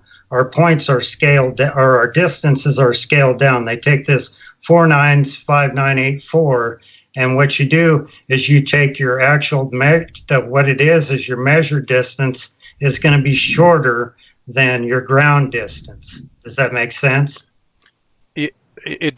So it's saying basically then that the straight line distances are actually going to be not correct because they are changed by factoring in the difference in the arc distance? Well, they're scaling the points down. Okay. Let me show you my whiteboard. Do I got to stop screen sharing to show you the whiteboard? I think so, yeah, because we see your video, but you're only down in the little corner. Okay. All right, there you are. Okay, so I don't know if you guys can see this very well, the numbers on here. So what I just told you is you got this arc distance in 10 miles and this chord distance. The only difference in 10 miles is a hundredth and a half. Okay, what they do in the state plane coordinate system that we work on is totally mind-blowing. They take this scale factor. So if I take this 10 miles right here and I apply this scale factor to it, I shorten the distance by 2.12 feet. Wow. So it makes absolutely no sense that when we're working in the state plane coordinate system, that we scale these points down. Oops, picture fell. That ridiculous. Why in the world would they come up with a system that shortens these distances like that? And I believe the answer is because they want everybody, all the surveyors and anybody that uses GPS, to believe that there's this much difference in the arc of the Earth. Wow, it's crazy because I'm going to have to really look into this, because what you're describing is kind of the missing piece of my entire explanation of the distances that planes fly. Because basically what you're saying, and I've said this before, is, they've got guys drawing pictures and say, well, you can't travel this distance on the flat Earth because it's way too far. And I keep saying, well, yeah, but we're looking at miles that are given to us. But they say, well, you couldn't make up that amount of miles. Well, what you're describing here is enough to make up, when you're flying a plane from, say, California to New York, we're told that's 2,500 miles, but we're told that's 2,500 miles with the arc of the Earth because it's a curved Earth, right? So how many miles is it really across a flat Earth without these adjustments? And, people might say, oh, well, that's crazy because now you're saying that the miles would be off. But again, we are at the behest of GPS, right? We use GPS for everything nowadays. They've already done it. They've done it before. We don't need to look at it anymore. So people would never question that, those differences when, he's just showed that in 10 miles, the difference is 2.12. That's interesting. Exactly. So right down here, you have what, if you were surveying on the ground, you have this, and in state plane, basically you're just scaling points down. So then we go out and we do all these measurements where we scale everything down. Then we've got to come back with a scale factor that's a little over 1, which is the reciprocal of this, to scale our points up and down. So basically it's just a bunch of brain damage of scaling points up and down in their fake plane system to hide actually where we live. And that's how I see it. Yeah. Gee. Very good. Yeah, it would be interesting to see how Jesse Kozlowski would respond to that. Yeah, I would be interested because I think he does say that he has these calculations, and I know Chris could tell us some of them, but they take their measurements and then they have to put them through formulas. They have to put them through equations to get the final product, and it's like, well, where are these equations stemming from? What is their purpose, and why are we having to take measurements and scale them down or reduce them? I mean, there's something in there that you would think that geodesists would notice or at least question. And I just think when you've built people up and told them, and I take nothing away from them. I think it's a great job. I think it's an amazing service that they do when you level for a mall or for a freeway. These things are needed every single day. The problem is that they tell them that their measurements are contributing to the overall shape of the Earth, and each geodetic surveyor only does a very small section. So they have to assume, well, I'm doing this section and so is doing that section, and there's thousands of us all over the world doing this, and together, when we put all these numbers together, they make a ball. And I don't think that they do. No, and earlier when we were reading through their Bible, they basically admit that they've done all that from the stars.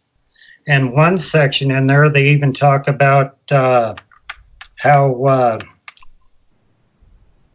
their imaginary arc that they have in the sky, how they project that down. And all of this, their whole entire book is based off the 2 sticks in the ground and their crude, rude measurements that they done way back in 250 BC. So all I say is, I think it's about time that they get back out there and start remeasuring.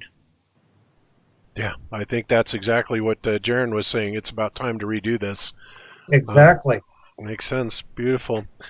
Okay. So Chris, if you don't mind, I want to get Ben in here a little bit, and we can get back to this because I know Ben's only got about 15 or 20 minutes that he can stay with us. But let me go ahead and share back with you. And yeah, that's the one. Okay. So, maybe Bob, I do have to run here, but before you bring Ben on there, but that was an excellent explanation of the problems with WGS 84 and geodesy and everything else, and how it's reconciling a plane to a fictional ellipsoid that represents the sky, pretty much. So it makes a lot of sense to me. So I'd like this. Thanks for the explanation, and thanks for having me on there, and hope those couple of diagrams helped out. But I do have to run here, guys. So you guys take care. All right, Chris. Okay, Chris. Yeah, thanks for joining us. I didn't even realize you were still with us. That's awesome. More questions. Bye, Chris. Maybe we can. Yeah, no, I was enjoying that presentation, so it's perfect. Makes perfect sense to me. So, thanks, guys. Take care. All right, sounds good. Yeah, because I would love to hear Chris. I know Chris has done work on this, and he can do the modeling that I dream. I wish I could do, but I wanted to recommend everybody to go to Phuket Words. YouTube channel, and I think the last 2 videos, but most importantly is the one called Flat Earth Perspective is Imaginary Curve, Axial Tilt. He does a great job of explaining exactly what these mathematicians did and what they assigned to the Earth from the sky, and that's why we don't see the measurement of curvature. It's because they are taking the sky and the so-called curvature of it and then transferring it onto the land, even though we can't see that in measurements or reality. Yeah. Absolutely. That is a really good one. In fact, I was thinking about mirroring that. So if you don't catch it there, it'll probably be up on Globebusters here before too awful long, because I like to mirror those really good videos like that. So all right. So let's move on for a bit and take a detour. And Ben, I wanted to talk to you about, especially, I mean, you've done an immense amount of work. In fact, the last time you were on the show, you had come up with a date in December that you kind of wanted to dub. I'm sorry, what was it that you called it? National Moon Landings Hoax Day or something like that. Right. Yeah, it was December 14th, the 45th anniversary since man was supposedly last on the moon. Right. Yeah, and that was a really great suggestion, and hopefully that'll really catch on. But one thing that I really appreciated was this particular video that you put up very recently called "Wagging the Moon Doggy," and it goes up to, I believe, 9 parts. It's about 5 hours. I'm sorry, how many? 14 parts. Oh, 14 parts. I'm sorry, my bad. And it's about 5 hours total. Am I correct in that? Yes. Or okay. Oh, you're right. It is 14 parts. It's right there in front of me. Anyway, so first of all, I'm curious, who is it that's actually reading this?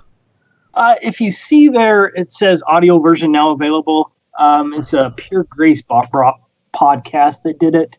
I was going to do it myself, and all of a sudden I saw, oh, well, someone else did it, and he has a much better voice than I do, and so I just used his narration. Unfortunately, he left out a lot of the swear words and colorful paragraphs, and yes, that was a little disappointing. I was disappointed about that. Yeah, because it's a hilarious series. Yeah, it was, and I noticed that he would skip entire paragraphs and stuff like that, but honestly, guys, if you have not seen this, it is a must watch or must listen. I mean, there are sometimes they'll divert and show graphics and stuff like that, but overall, just listening to the text is absolutely hilarious. The guy has the perfect amount of sarcasm, and his facts that he comes up with are just unprecedented. They're beautiful.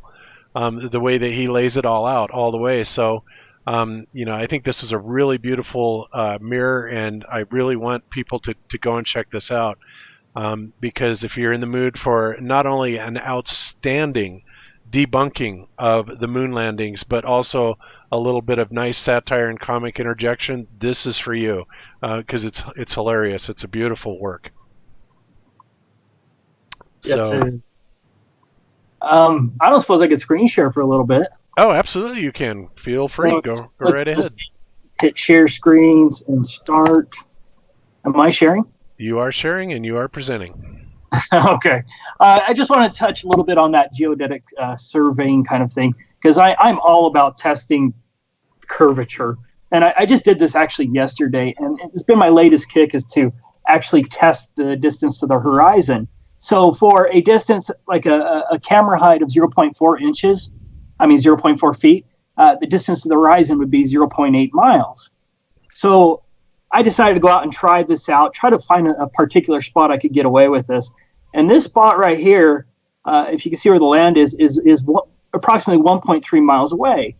And I take the camera all the way down to the ground and film, and you can definitely see that let me see if I can get the right spot, but you can definitely see that that there is water beyond, or a horizon beyond, that 0.8 miles, because this land itself is 1.3 miles. Mm-hmm. Anyway, I just a little thing right there, and I wanted to share something about the wagging the moon doggy thing.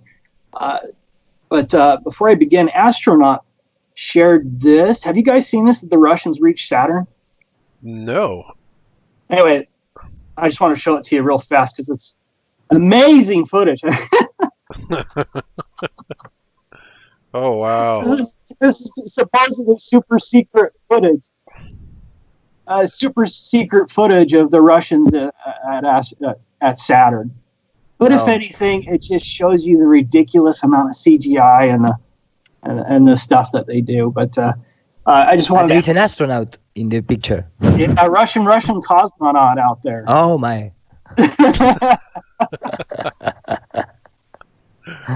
Oh my! And yeah, look at that. So yeah, people, if you don't think that this can be so easily faked, obviously, I mean, Russia's not actually claiming that they did this, did they? This has got to be. It's supposedly a leaked video of Russians actually supposedly there at the. And you know, Dave McGowan in the Wagging the Moon Doggy series is that they tried to create this impression that there's this secret space program and all of that, when we all know that it's all fake, all of it. There is no secret space program. There's none of it. it's all fake. In fact, the cosmonauts are using like a suit from United States, because I think that the backpack of the Russian cosmonaut are different. Yeah. That's crazy, because even if you believe in the moon landings, you still have to realize that the last time a human being took a picture of the entire Earth was 1972. That there's no way you could take one from 250 miles, from 400 miles, from 5,000 miles. You have to be about, I think it's 7,000 miles or 6.5 to take a picture of the full Earth. So it's just funny that even if you did go along with their story, well, then we have one picture of the Earth actually taken from a human being that we can take their word for it. And that's 1972. I mean, after that, every picture has been taken by a so-called satellite, pieced together, composite image. Whereas even if we were to take those and say, okay, those are real, there's still not a human being out there who can say, yeah, what you're seeing is actually the picture I took. It's simply a computer-generated, computer-processed image. Yeah, it looks nice. I mean, it's pretty and everything, but it's ridiculous. It is. It's ridiculous. But the CGI is pretty good. It really is. It's actually better than NASA's. So whoever came up with this, that's not too shabby. And by the way, speaking of pictures of the Earth, there was something that I was doing this week that I found hilarious. You know how everybody is saying, oh, well, if you don't believe that there's pictures of the Earth being taken, go look at the Himawari satellite, right? So I spent, a few hours this week looking at the Himawari satellite, and I had pulled up right next to it is the two ISS feeds. And the thing that's really comical, if you want to see a complete disconnect, go and bring up Himawari and the ISS footage at the same time, and you will see they're not even the same, not even close. I never even thought of that, Bob. That's brilliant. Oh man, that's great. Now we got to get a live video or a live channel of just that going, and then watch how quickly NASA scrambles to try and fix that error. Yeah, I probably shouldn't have said anything before we presented it. Damn it. Oh, I can do that one quick. That's just 2 feeds into OBS and output. Yeah, that's awesome. Yep. So anyway, I just thought I'd mention that. I just want to share a little clip. Dave McGowan, his stuff is so wonderful. The Laurel Canyon series, the Boston bombing. I mean, the Boston bombing series is actually terrific. I actually have been thinking about making a video of that, other than I'm going to get banned off YouTube entirely. But I did want to share this one little clip segment here, and it's right here. I'm just going to quote it, but it says, "But that is not the main reason that people cling so tenaciously, often even angrily, to what is essentially the adult version of the Santa Claus, the Easter Bunny, and the Tooth Fairy.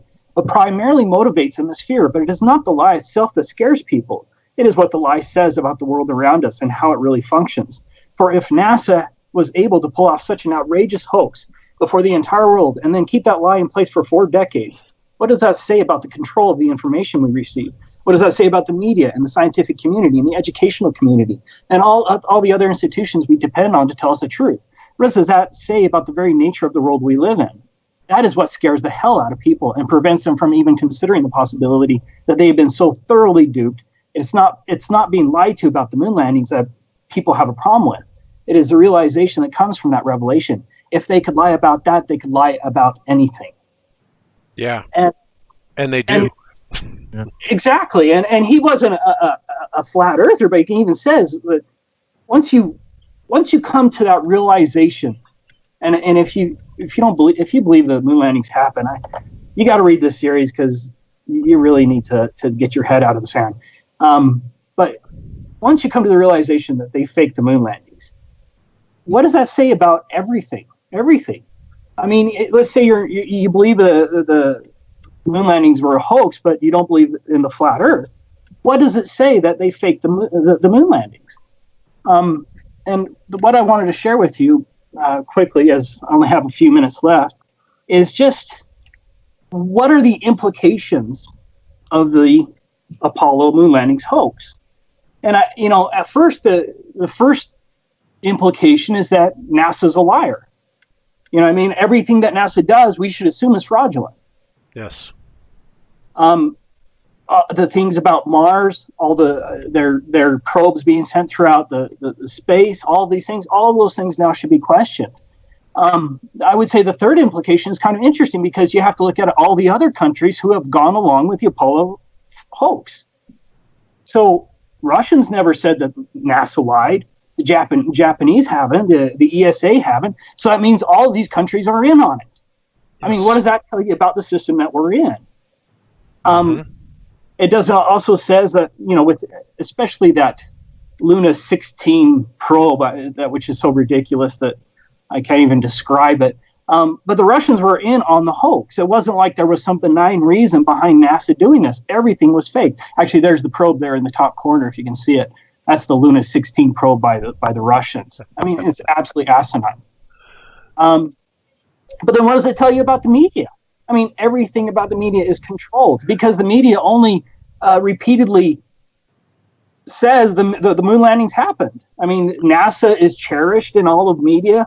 They cite some new article from NASA nearly on a daily basis. But then you ask, what does it say about the universities, the professors, engineers? It kind of says they're pathetic. Like if they couldn't have caught the most blatant fakery, what does that say about our going to the universities to prove flat Earth? If they can't catch the most basic fakery, how are we going to get their help in proving these other things? I remember there's a professor that was actually near us who, I can't remember his name, but he was at BYU, and he questioned the narrative on the Building 7.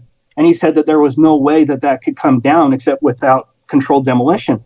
Well, he was quickly removed as an academic. And I doubt that many universities are banging on his door asking him to come join them at their university. So if you question that, if you question the moon landings, if you question the shape of the Earth, you're kicked off. Yes. You have to follow the mainstream. I would say also, like I put as the eighth implication, is that that famous photo, the 1972 Apollo blue marble photograph, was taken by the Apollo astronauts. That never happened. That's fake. So the only photograph that we supposedly have of the moon, of the Earth as a sphere, is faked. Mm-hmm. Isn't the only logical position is to be skeptical about everything NASA shows us? They show us the globe on a daily basis. We should be skeptical of that as just rational thinking human beings. Yep, absolutely true. But again, it goes back to, job security. It goes back to ridicule. It goes back to, the education system, how we were taught to think. I mean, there's so many factors to this, and I'll share a story in a little bit, not right now, about something about what some Lockheed engineers recently said, but it backs up 100% of what you're saying. And it's not that they don't know about it, Ben, they do, but they simply are unable to say anything about it for many reasons. Well, anyway, that's the end of my rant, and I do have to be going, and thank you for having me on, and thanks for everything you do, everybody. Okay. Well, we appreciate you too, Ben, and I do want to have you back, you and John back, wide awake at some point in the near future, so kind of plan on that, and we'll hopefully get to spend a little bit more time with you. Thank you. All right, Ben. Take care. Thanks. All right.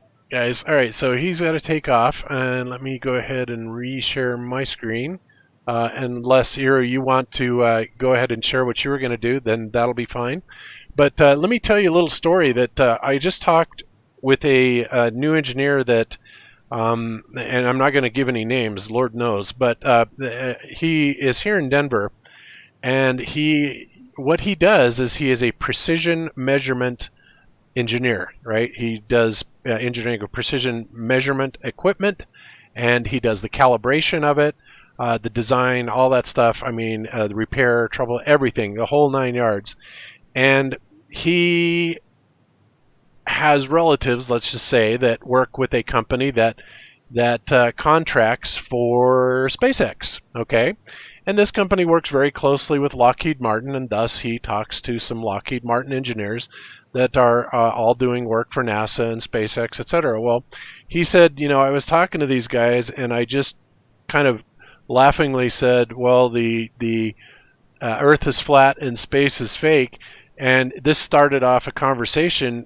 Basically, the engineer's reply is, yeah, we absolutely know that. But if we want to get these multi-million and billion-dollar contracts or whatever, we keep our mouth shut. So it's like, yeah, that doesn't surprise me. And like I said, I also have another friend that her dad works for Lockheed Martin, in fact, and he is a propulsion expert.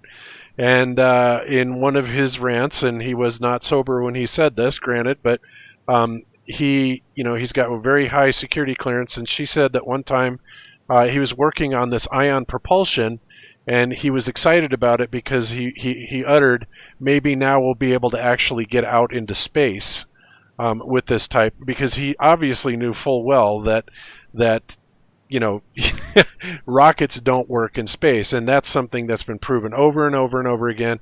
And yes, people, I know this is total hearsay.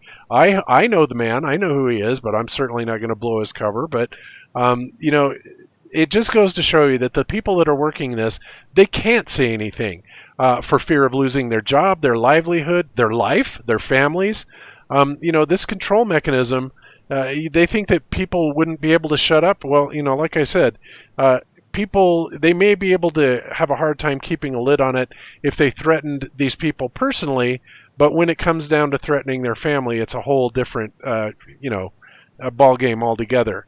And I think that anybody, if you really think about that, would agree that that would be a very effective means of controlling people. And even if all that failed, then they still have the immense power of the media to back engineer, to ridicule, to deny, to cover up, all this stuff. They've got all the bases covered. So really, to be a whistleblower, a legitimate whistleblower, is almost the most impossible thing ever. And yet, these people are fully aware of what's going on. So, that's what I got to say about that. So, Ira, did you have something also that you wanted to, you were talking earlier, you wanted to share something about the geodesy that we're talking about? And I know, sorry, people were jumping all over the place, but I wanted to get Ben in there, and so forgive me for being a little disorganized today. Yeah, of course. If you want, I can show a little, like Lake Michigan style, because here in Argentina we have the it's called La Plata River. It's like, say, Silver River, which is one of the most widest river in the world. I think it's the most one, and we have Uruguay in front of us. And we have, straight line of sight with Uruguay. And you're not sharing, just FYI. Okay, but my audio is hearing, right? No worries. Yeah, go ahead and share, and I'll switch over to you. Okay. No, but I didn't start sharing. That is why I'm not sharing. Now I am sharing. Tell me if everything is fine. Yep, I see your screen of my share. Okay. Looks like you're the live. Okay, so this is just another topic to share, because of this kind of style, there is a lot of other cases to show the same, which is doesn't match the distances with the supposedly curvature. But we have our own debunking the globe with these kind of things, because this is I'm gonna use the Google Earth. This is Buenos Aires, the capital of Argentina, and this is Uruguay. I think you understand my pronunciation. I don't know what is the pronunciation in English. Uruguay. But okay, perfect. It's like the same. And we have, this straight line of sight with Uruguay. And a lot of people, just for, making something, because they calling attention, they, let me put the, just a moment. They just simply stop on the road and film the buildings from Uruguay to Buenos Aires, because Uruguay doesn't have big buildings to film on, because they have all small buildings, and it's not possible to take a shot from some buildings in that area of Uruguay. But here in Buenos Aires, we have tall buildings, so it's possible to to take that videos. And let me just Colonia. So one of my followers sent me a few months ago this video. This is just regular person passing by. This is the coast of Uruguay, and he is with her wife, and they stop and they use a regular camcorder. There is no special lens, there is no P900, nothing like that. And he started to filming all these buildings to Buenos Aires. This is directly Buenos Aires. So there is a really tall buildings, and he panning left to right, and you can see there is a lot of buildings filming on the screen with different size, different height, and there is very impossible on the ball. And I'm going to show you why.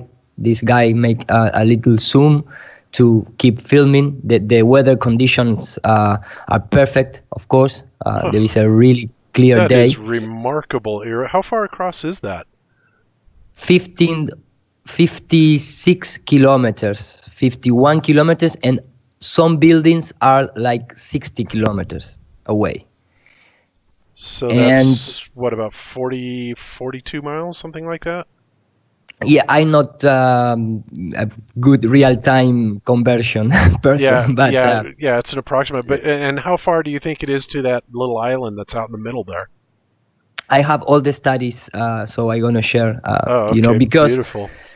I just want to start to show what is going on here. So this is the case. We have a person filming from Colonia, Uruguay, to Buenos Aires, Argentina. And it's online. If you put, if you want, you can see this video online on YouTube. There is no private video or someone to send me a special to me. It's just online. So a few months ago, I shared this with Spanish people, flat earth Spanish people, in one of my shows, and suddenly I received a mail from fishing engineering. I don't know which is the name in English, but it's an engineering that work on boats and on the sea. And he sent me this PDF, really good making analysis, because I'm gonna just scroll down very quickly and then I'm going to go step by step. But he took my video that I share with my in my channel, and then he start to because he's in engineering, so he start to make all these standard calculations. You don't need a lot of things to realize that something is not right based on the globe model. So he start to compare where are the buildings that the video show with the buildings from Buenos Aires. And of course, he used AutoCAD because he's in engineering. So he started to make all the calculations. When I shared this in my show, I showed the calculation based on the metabank.org to show how supposedly how meters are down to the curve, hidden by the curve, and also even the refracted supposedly meters down on the curve. And he compared with other buildings. He took another panoramic photos from other guys, showing the here you can see really clear Wow. the horizon. That's amazing. Yeah, and he makes all these different calculations, because what I'm going to show right now is from this point here to the coast, but we can see even from this part way beyond the coast, really inside of Buenos Aires. So you can see buildings from like 70 kilometers, 60 kilometers. But the problem that we have is we don't have a super wealthy infrastructure buildings. In Buenos Aires, there are only 10 buildings that reach 170 meters. So that it's the nice of all this analysis. And also you can go really down and see the same thing. And the situation is this: what you are going to see is this type of city, and this the street is, sorry for the panning.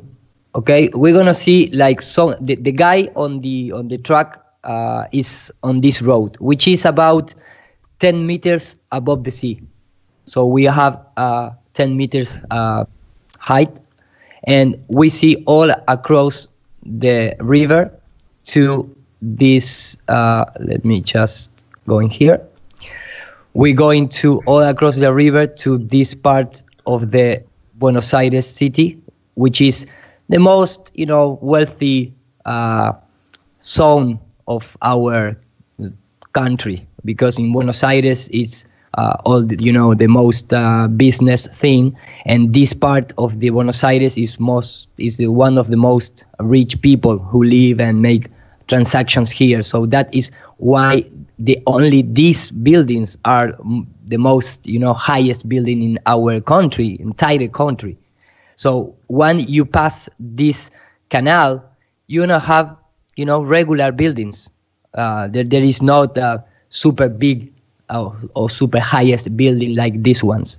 So when you make the calculations, for example, in MetaBank, if you type the distance of 51 kilometers at the viewer height of 10 meters, you're gonna have the drop is 200 200 meters. And yes, if you 650 feet, that's amazing. Exactly. I also did it, from 60 kilometers, and putting it in American terms, 60 kilometers is 37 miles, equates to a 912 foot drop. And 70 kilometers, which is 43 miles, equates to a 1,232 foot drop. So what we're seeing here, folks, is a mirage. No, just kidding. But it is impossible in the ball Earth. It's totally impossible, because if you take account, for example, if you're going to supposedly the refractions bring up images from beyond the curve, which is something that is not real, you still going to have like 100 meters hidden by the curve. And when you start to see, for example, let me just open this. I think is. And that's also, is that using also that silly MetaBunk standard refraction nonsense? Yeah. just well, we'll give them every help they can get. Okay, Yeah, it's just for the trolls. Because just for the trolls. We need to use their own, weapons. So when you type the most highest buildings in Buenos Aires, this is the only buildings that are 160, 170 meters high. In fact, this tower, which supposedly is going to reach 230 meters, is not even constructed yet. So the only buildings you have 1, 2, 3, 4, 5, 6, 7, 8, 9 buildings, which only reach about 160, 70, 55 meters. But when you start to see this situation here, first of all, you see more than the half of the building. And supposedly, if we have only, we have 100 meters down on the curve, we must be see, the little tip of the building. We can see all this building. Impossible. It's impossible. Yep. And with this guy start, they start panning to the left, you can see this kind of building, which is, maybe it's a building about 80 meters only. And you can see more than 9 buildings. In fact, when I start counting, I counting like 47 buildings in this shot. I'm gonna take out the emboss filter. So if you start here, you can start counting 1, 2, 3, 4. I'm not going to do that, but you can see for yourself. There is more than 9 buildings when this guy start panning left to right, and you can see really small buildings even in the picture. So we planning to, with some friend of mine, we planning to go to Uruguay and use a P900 lens, because this guy use a regular camcorder camera. They don't even use nothing about some tele objectives, lenses, nothing like that. This is just a regular camera. That's, small Sony or Panasonic camera. That's incredible. And I know I've asked you this before, but I can't remember it. But do they spray a lot down there, chemtrails, or? Yes, but not like yours. It's more than, it's like 10-50% of what you receive. And also in Europe. In Europe are really, really spraying the planes. Yeah, because that's a remarkably clear day. I mean, those are almost unheard of now here and in the UK. Yeah, no, right now in summer here is totally, clear sky all days. And I just want to, mention another thing. Well, this is, for me, is really a great example that the curve is impossible. At this measurement, even consider it the supposedly standard refraction and the fact that supposedly beyond the curve the object rise up, when in fact is the opposite, because the object is rise up if you see from the air to the water, but we don't live underwater, so doesn't happen. And here in this topic about talking about the MetaBank guy, this is discussion forum for supposedly the standard atmospheric refraction. So they show all this equipment, these measurements, blah blah blah blah blah, and in the at the bottom of the discussion forum, some guy put this video. I don't know if you are seen this video before. I have not. This is. There is use from some trolls out there to supposedly justify the fact that the object can rise up beyond the curve. And let me just open in the original channel because maybe it's better. So this guy is they make this kind of setup. This they show this kind of, I don't know the name of this stuff, and it's like silly putty. Yeah, whatever. So they put a camera, and they put the camera in the really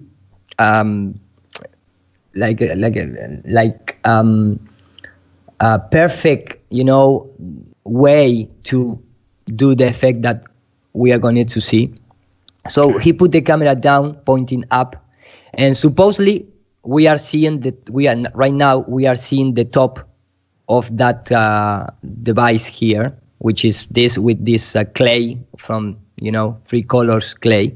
Mm-hmm. So when he put the camera, he showed that I have the camera down of the side of view of this thing, and he comes with butane gas, and he start dropping that. And the supposedly experiment is to show that object can rise up from, supposedly from the bottom of the curve. And they use in this kind of forum, or the shields use this kind of experiment to say, you can see, we can rise up object beyond the curve and blah blah blah blah blah. Now the problem he did this with butane gas. Is that what you said? Yes. Wow. Yes. butane gas, and it's here. You can see all the descriptions and that kind of stuff, and supposedly this proved that the refraction works like they trying to tell us. Now the thing here, this is a little tricky because first of all, I have prepared, and this is I prepare while we have the show, so it's a little, maybe it's a little unorganized, but here is for me at least this is my opinion based on my experience with visual effects and that kind of stuff. But he used the trick of the Fresnel properties, and of course, first of all, he used butane gas at minus 138 Celsius degrees. So I don't think that our atmosphere behave like that. No. That is the first comparison that is wrong. And the other, it's like I set up the same kind of scenario to show the people that it's just a little trick based on at that temperatures that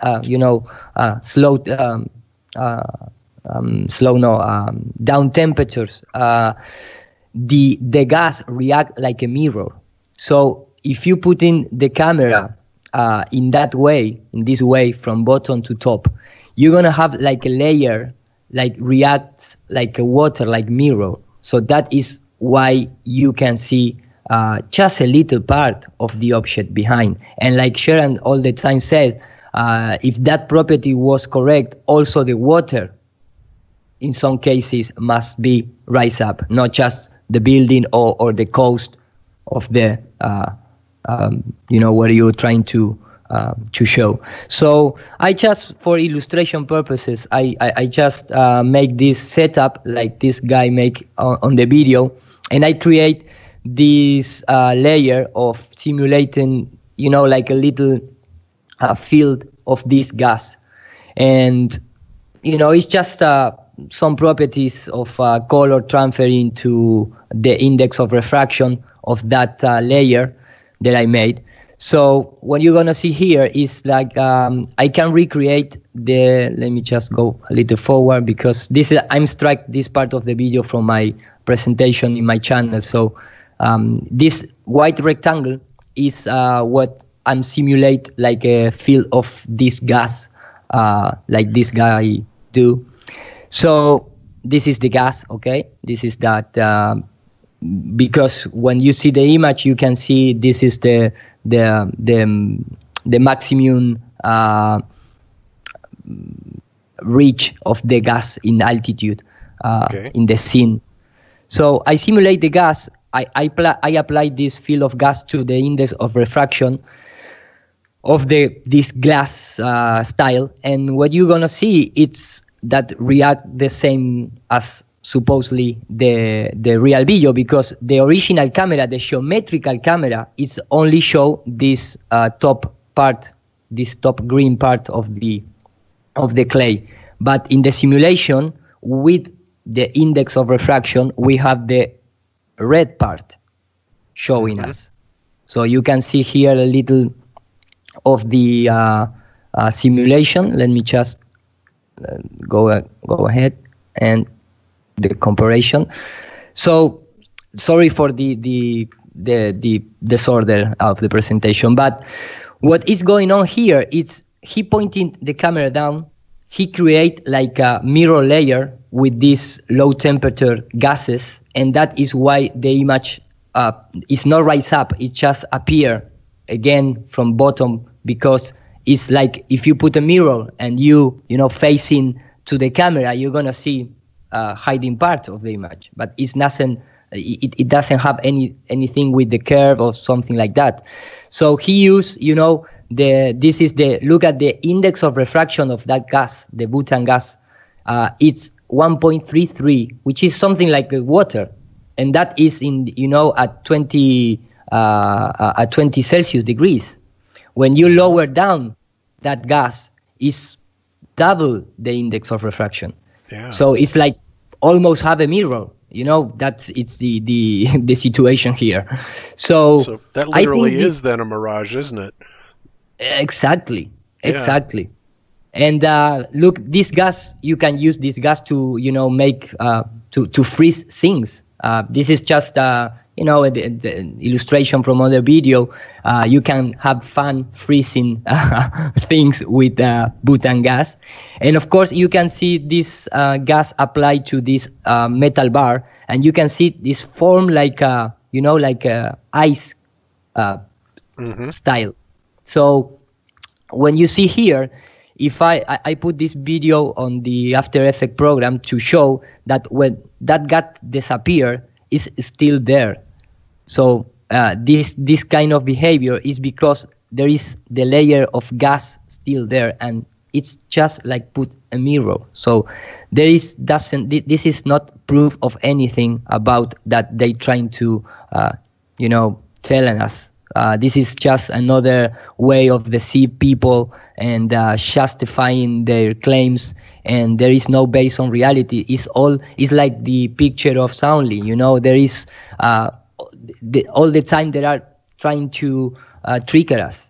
You know, and of course, in that kind of forum like MetaBank, they leave the video. They don't even discuss or you know, or say, no, look, this is not real world behavior. It supports their position, absolutely. But I mean, in all fairness, both sides do that, you know, to some degree. But you're right. I mean, that is not a real world example. I mean, it's something that takes the demonstration to an extreme.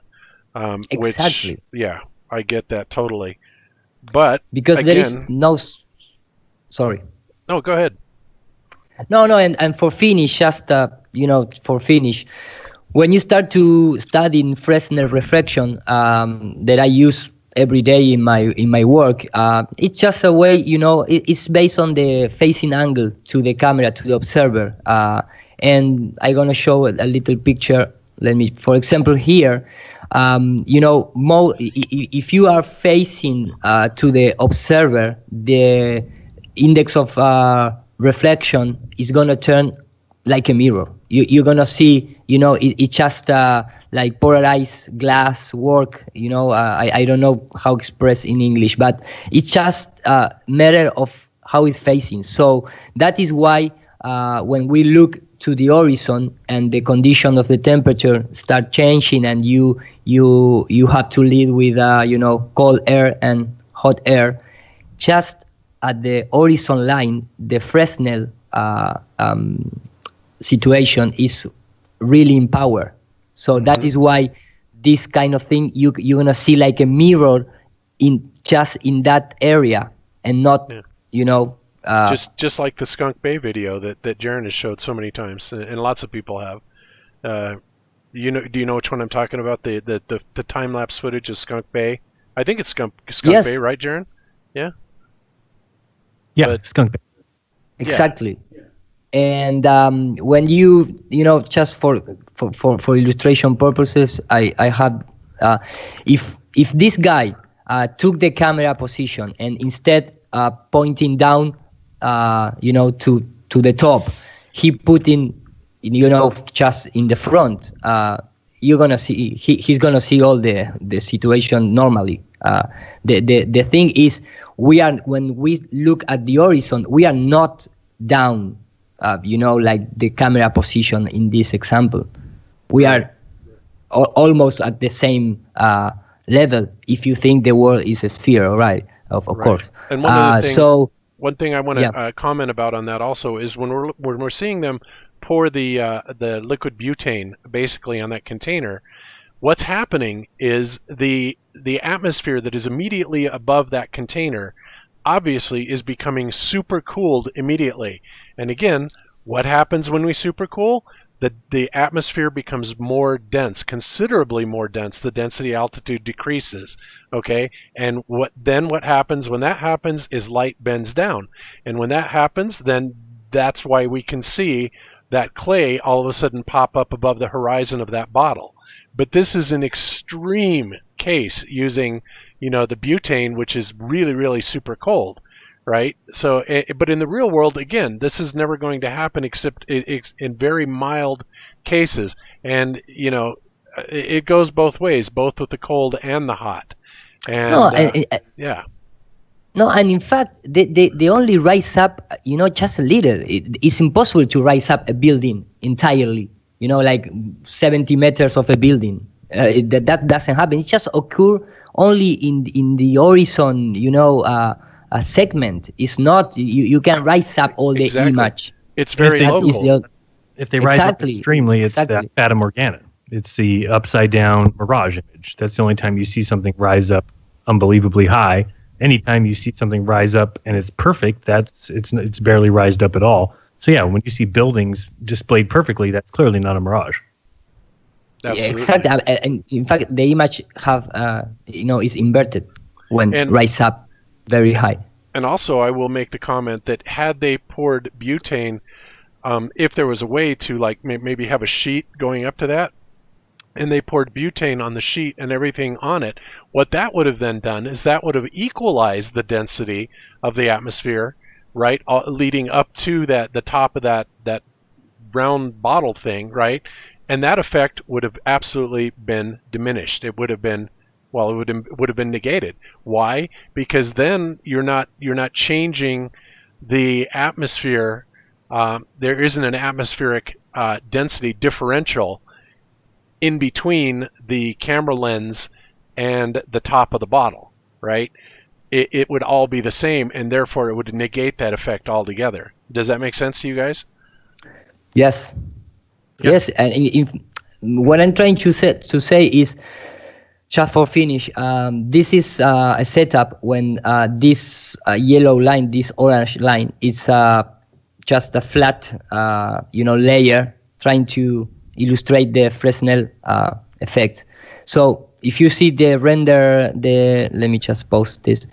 If you see this final result of this setup, you're gonna see like the guy is, you know, just in there. There is no any kind of object in front. But when I start to rotate this layer is going to start to take account of the Fresnel refraction, and you start to see what is going on. So when reach, you know, approximately 90 degrees to the observer, you're gonna see like this is, of course, an extreme illustration of the effects. But you can see here like a transparent object when start to facing the observer is start to you know, activate the Fresnel effects, and you can see things down like it was a mirror. So this setup based on this butane gas, it's doing the same, of course, in just a short segment and of the observer. But this is what they are trying to mimic. They trying to create like a mirror situation, and that is the, you know, justification of the supposedly standard refraction bring up objects. And there is just another properties of the physics and optics working together. So for me, when I'm see this kind of situation based off the buildings seen from Uruguay to Buenos Aires, at that distances, it's clearly that is impossible on the ball. And I show a few shows ago, I showed this video when this is based on laboratory experiments, and they show that there is no way to show things beyond the curve of the Earth. You must be seeing the object. The object must be there to make the Fata Morgana effect. Mm-hmm. And so there you have it. So guys, basically what this comes down to, and this is really interesting that we get back to this, because this then goes back to our geodesy, right? And the observation of what Jesse Kozlowski was making. And not only that, it also kind of explains why they use a quote-unquote standard refraction value, which, again, if carried out to its logical conclusion, then what that standard refraction does is it basically is dictating that the refraction of light light is going to contour to the 8 inches per mile squared around the Earth, all the way around, and theoretically you could see the back of your head, right? In fact, I think that was actually stated on one of the debate shows by one of the ballers, which I had to laugh, but but that's the thing. They're building it in, once again, as a mathematical construct and an absolute. It is not an absolute, and in fact, it can go both directions. And like I said, we've got absolute proof of this. In well, not only what you were just demonstrating there, but in Zach and Sandor's video of Lake Balaton 2 years ago, right, where the laser beam was bending upwards, and that was because, and that takes some pretty dramatic change in condition in the density of the atmosphere. But it does happen. I mean, we've all been walking down the street and all of a sudden felt an extremely cold, wind, or even like a Chinook wind can come in, and there'll be a massive temperature difference all of a sudden. And this can happen anywhere along a line of a sight, right? So again, this is why the idea of a standard refraction is so patently absurd.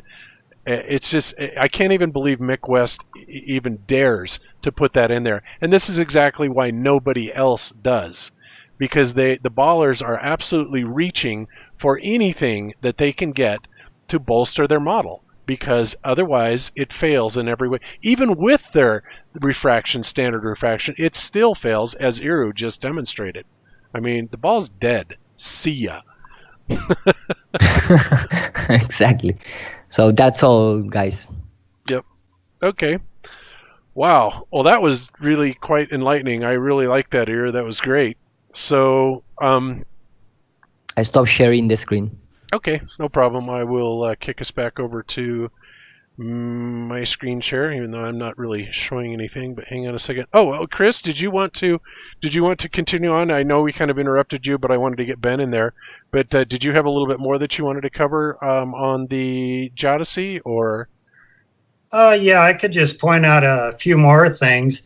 Okay. And with what Ira just showed, plus, I mean, how many more things do we have to show? We've seen we've seen rocks, mountains that are 50 miles away. We've seen land masses at 149 miles away. The world's record for landscape is over right around 250 miles. How much more do we have to present for these guys to figure out that what we've been handed is just monstrously wrong? Well, haven't you seen Soundly's footage? I think you can show a lot more, and I still have Soundly's footage. It's just to the point where it's ridiculous now. All this evidence that we have that we can't find curvature. And the geodesists in their own book admit that they're using the sky to figure out what we're standing on. How about if we bring everything down to Earth and start measuring what's actually here instead of using a projected arc model from the stars? Yeah, and that, by the way, Chris, is astounding. That's what they. Of course, for some reason, it almost makes sense to me. Not as far as a realistic point of view, but it makes sense that that would be their reasoning. That's the only thing that I can think of for their reasoning. Is there's this perceived what do they call it, Jaron? The star field, the dome around us. What do they call that? Celestial sphere. The celestial sphere, right? Yeah. So basically. Yeah, they see the celestial sphere, and they're perceiving that, and so therefore they have to match it, with the Earth, or match the Earth to that. And again, as many other people have stated, which is a huge fallacy, they say, why in the world would every other planet in the solar system be round, be a sphere, and the Earth be flat? And again, you're not seeing a sphere, people. You are seeing a two-dimensional circle. Okay, you cannot perceive 3 dimensions with binaural or monaural, excuse me, not binaural, blah, blah, blah, with a single eyepiece. Sorry, I'm getting confused. With a single eyepiece, you have to have stereoscopic vision, right? it just, we're not seeing spheres in the sky. We absolutely are not. And your cognitive dissonance in your programming is telling you that when you look through your telescope in your single eyepiece and you think you're seeing a sphere. I could also take a piece of paper and cut out a round circle and put that at a distance too. And if I told you that that was a ball, well, you'd probably believe it, even though all you're seeing is a round circle, right? So and if it was, even if it does have sphere-like qualities, we don't know the size of it. Everything has to work to their mathematics that, yes, if the item is 786 million miles from us, then it would be that particular size to your eye from if it was that size and that distance. But it doesn't mean that that's the facts. Again, just because mathematically it works, it has to actually coincide with reality. And that's what is missing from this stuff. It just gets funny sometimes. I mean, it's just really you have to think about what you were taught and how you'll never experience that. You'll never see the Earth as a ball. You'll never experience any other planets. You'll never experience infinite space. You'll never experience the spin. You'll never feel the flying through the universe. So really, why are we ever going to buy into those things when they're just somebody telling you things that you'll never experience? There's just no facts behind it. Yesterday I was hanging a wiffle ball from the from the ceiling of my garage, so that when we drive the car and it hits the window. And after we were just looking at this thing hanging there and I'm spinning it, and Miss and I are just laughing because it is hilarious as we're spinning this ball and we're picturing, and then I kind of pushed it around in a circle, so now it's swinging around in a circle, and we're just laughing because the idea that, look at your house right now, look wherever you're sitting, you are as still can be, and to think that we're spinning on a rock, flying through space at speeds and upside down and perpendicular, it's nonsense. Yeah. And unless you're Hero and you hurt your knee that way, but yeah, Hero's got the spins going. Yeah, Coriolis effect and standing sideways on the globe, that'll mess up your knee every time. Exactly. Okay, Chris, we're back to you, buddy. Yeah, my screen sharing. You are indeed, sir. Okay, so this is kind of the part that I missed when I was reading through this. The measurement was made about 250 BC, and the method employed was correct in principle and has been used to present day without any changes. Ay caramba. Oh, man. Yeah, Jaron, what you said at the end of your video, that's about right, wasn't it? It's time to redo these things. And this time, let's get real and get rid of this stupid standard refraction idea. And, that's one of the things, by the way, guys, that we're going to be trying to do at the Balaton experiment. Is figure out, what, if we can even calculate, refraction. We're going to do it over several days and several temperatures and see just what kind of a variance it is. And I think at some point even, we may even try to do something like that, when in much warmer weather. And so that I think rather than having a standard refraction, it would be much more practical to have a temperature barometric pressure type thing within a range that will give you a range of refraction that you can actually calculate into your calculations. Because again, warmer temperatures will dramatically change over, something like what Aero just showed to extreme cold temperatures. So it needs to be rethought. It needs to be redone. But of course, they'll never do that. Why? Because the evidence will show that all things being equal, we are on a flat plane. Simple as that. Right, Chris? Exactly. And yeah, just going back to another deal in here, just the measurements that they used. In this one here, they talk about they measured long distances with counting the turns of a carriage wheel. Well, I guess you use what you have, right? Then they go back to the 4,000 steps of a camel. It's like, and all of your geodesy is based off of these crude measurements and assumptions that we live on a ball. Mm-hmm. Well, it's kind of like, wasn't the measurement of a foot came about by some king's foot size, and they just decided that they would call that a foot, kind of arbitrarily? I don't even know if that's true, but that's kind of the story that I heard. But yeah, I mean, and even the carriage thing, I can kind of see where that would be, the carriage wheel thing. I can see where that would kind of be accurate, because if you think about it, if you see those little the measuring things that they have the stick, and then they have the little wheel on the ground, and of course what it's doing is the diameter, or the diameter of the wheel is known, the circumference of the wheel, and of course when you go around one time on the wheel, then you've essentially traversed the circumference of that wheel, right? And theoretically that can be fairly accurate, I would guess. So I mean, it's not even that the ancient methodologies were all that inaccurate, but obviously nowhere near what they're claiming today, to centimeters or decimeters from what I've read, right? It would not have that type of accuracy. And if like what Jesse says, that all this has been done, and it's been done, back in the 16th and 17th century, maybe even the 18th century, then you know what? We need to apply some of our 21st century technology and do it again, and do it right, and do it precisely, right? Even though some people would argue, well, it gets us around, and navigation's good.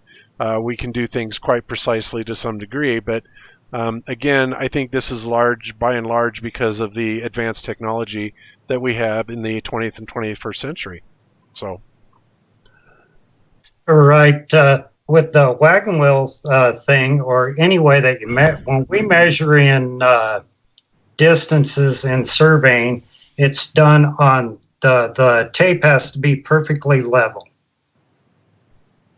So let's say you're in a wagon and you traverse over a hill, down through a valley, up the valley, over the next hill. How accurate are you when you're supposed to be measuring vertically? Oh yeah, God, I didn't even think about that, Chris. You're right. Boy, using that technique would be a nightmare in Colorado, wouldn't it? Going over the Rocky Mountains. Or Utah and Canyonland. Right, exactly. Yeah, I didn't even think about that, but you're absolutely right. Yikes.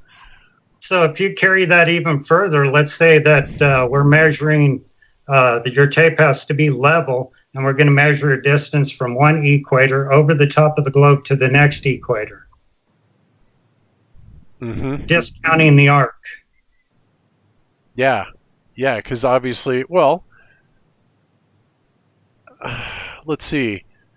If it's 24,901 in circumference, then a quarter of that would be 6225. So basically, the distance between the radius and a quarter of the circumference is about 2,500 miles, right?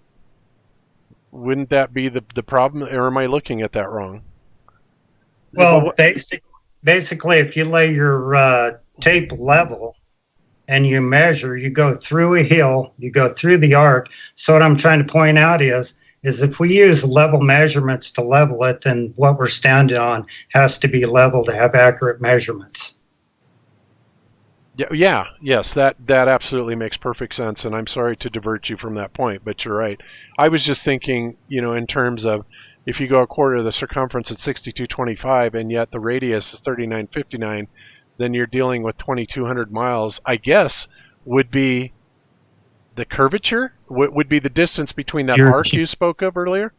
You're starting to get to my mathematics, Bob. That's why I say that the curvature from the North Pole to the South Pole is the radius, because it's 8,000 miles in diameter from North Pole to South Pole, but it's 12,500 to go all the way around. Therefore, the radius is the curvature of half of the sphere, and the diameter is the curvature of the entire circle. Yeah, you're right. I am, aren't I? Yeah, exactly. You're starting to come along to my math now. Yes, I am. Oh my God. Sorry about that. So, yeah, Chris, that is really amazing, and again, it's just accepted. So I see what you're saying about the distance between the arc length and the chord length, right? The straight line distance across, and right. It really makes things quite distorted. And when you oh man, yeah, my mind is really going about 1,000,000 miles an hour right now. We're gonna have to do a whole nother show on this, I think. Exactly. I could spend 2 or 3 hours actually trying to explain this down to where somebody that doesn't do surveying every day could where the lights really start coming on. Yeah. Yeah, especially in that example that I showed in WGS 84, where they shorten our distances by 2.1 feet. For what reason? When there's only 100th and a half or a 16th of a foot difference if you're measuring arc versus chord distance. So then a person has to ask themselves, why are they using a scale factor to scale points up and down when they don't really need to? Yeah, exactly. All to compensate for a fake arc. Exactly. And that's step one, realizing any of this stuff, is that you have to step away from what you were taught. And that's the hardest thing for anybody to do, because when somebody starts speaking against the mathematics that you were taught, or why we do things a certain way, or why geodetic surveying takes in this number, if you just fall for the, the reason is because of this, or okay, we were taught it was because of that, then you'll forever, it's like when we bring up something new and people say, that's not the way that we were taught, that's not the way that it's done. It's like, well, of course not. If I would just got up here and just told you the way that we were taught, then everybody would believe that we live on a ball, because we were taught a specific way, because that proves the ball. We weren't taught a way to disprove the ball. What would be the point of that? That's not what they want. So really, you have to first step away and trust yourself to say, can I review? I mean, I've said it before. That's what's great about being human. Something that no other animals can do is review evidence and come to your own conclusion based on that evidence. You say, okay, this is what I'm being told here. This is what I'm being told here. But I'm going to say that this doesn't make sense and this does, and feel comfortable. And and you're going to be wrong. Sometimes you're going to be wrong. You're going to be incorrect. Your assumptions are going to be wrong. But to just simply divert or to give your brain away to authority and say, okay, you tell me everything and how to think. You tell me where I live. You tell me how fast we're going. You tell me, and I'll just accept it. To me, those days are long gone. I could never do that again.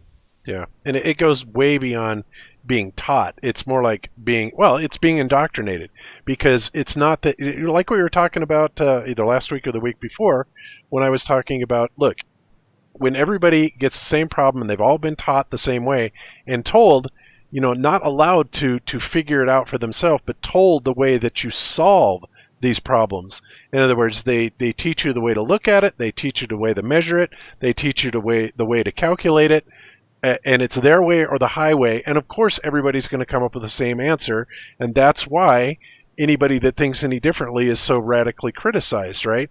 So again, it all goes back to the big problem of why people fail to think critically, is because we are indoctrinated and forced to think in a specific paradigm, and thinking outside of the box is severely frowned upon.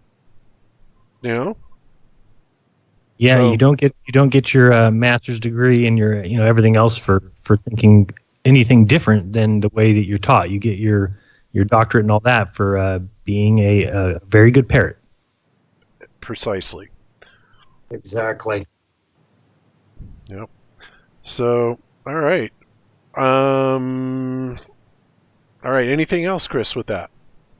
No, I just put something else up on the screen, which is kind of a better example of how differential leveling works. It's in my video, What is Level? Yeah, that was a great video, by the way.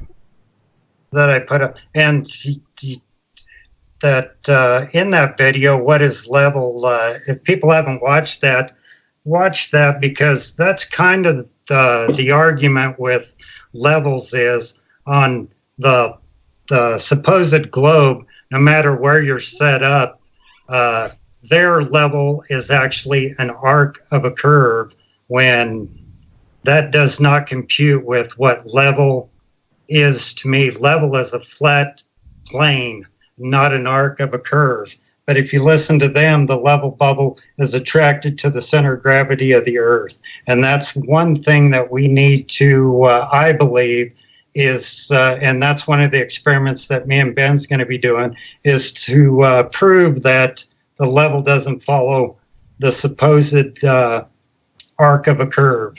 That level is actually level. Yep, absolutely. Cool. Yeah, that's going to be cool. I was going to say that my next video is going to take care of that issue, because I don't know how much you know, Bob, about the Tamarack mine experiment. I know a little bit about it, and I was also reading in the comments section with the guy Electric Earth that originally brought it up, and you pinned his comment. Right. And I kind of was wondering about that, and I had some thoughts about it. But yes, I am. Go ahead.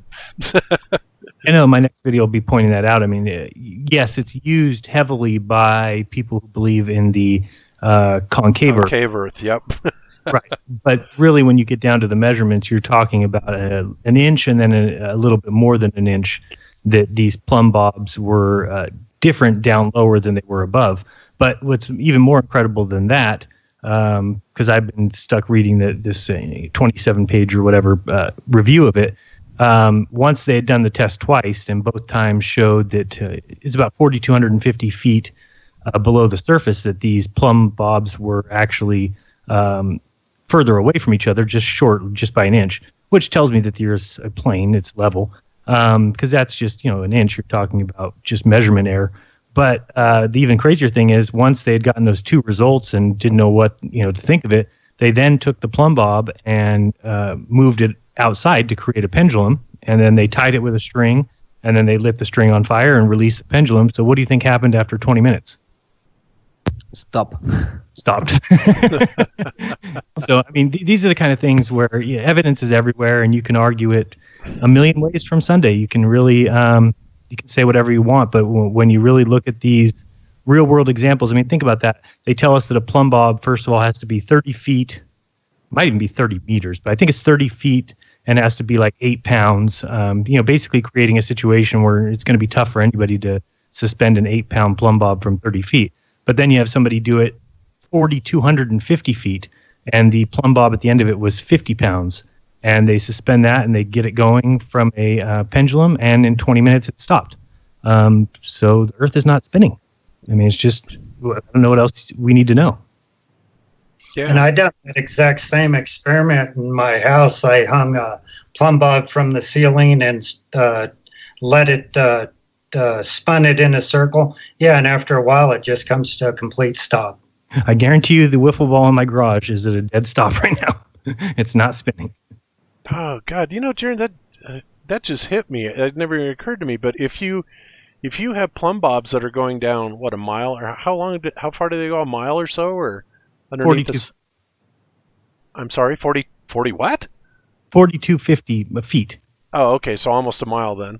So then one could argue that underneath the ground, the atmosphere could not possibly be rotating, commensurate with the Earth itself. So wouldn't the plumb bob then being immune and isolated from the atmosphere tend to peg against one side? Or am I looking at that wrong?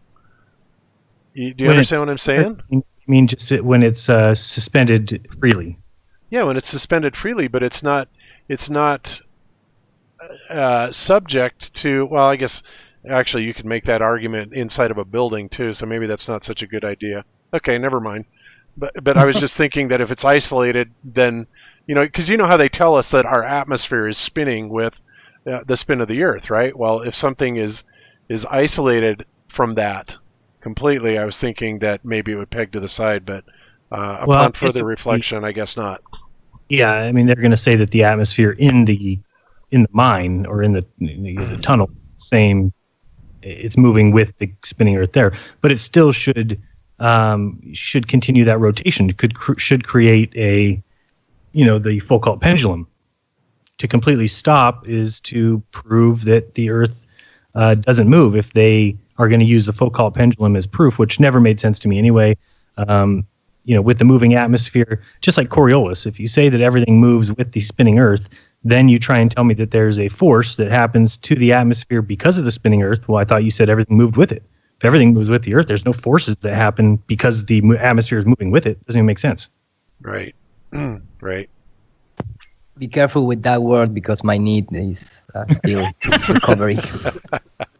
Sorry. And of course, the focal pendulum, I tried to think because in that experiment, because a few years after he come with the pendulum, he also made the gyroscope. And after that, in that really short period of time, about 150 years, they trying to convince the scientist community that the Earth is spinning, because if you take like just a timeline, you're gonna see the first thing was the pendulum, then comes the gyroscope, then comes the Sagnac effects, the air failure, the Michelson-Morley experiment, the Michelson-Gale experiment, and then come Einstein. So in that period of time, you have all the best supposedly experiment to determine the spinning of the Earth, and all fail to show the spinning of the Earth. Yeah, every one of them. You're absolutely right. Of course, there is, of course, the ring fiber optic gyro experiment, which essentially is the same thing. Excuse me, that Sagnac discovered, either Sagnac or the Michelson-Gale experiment, where they discovered the 15-degree per hour rotation, and so did we. But again, and this is what the ballers have now clung on to as proof of the rotation of the Earth.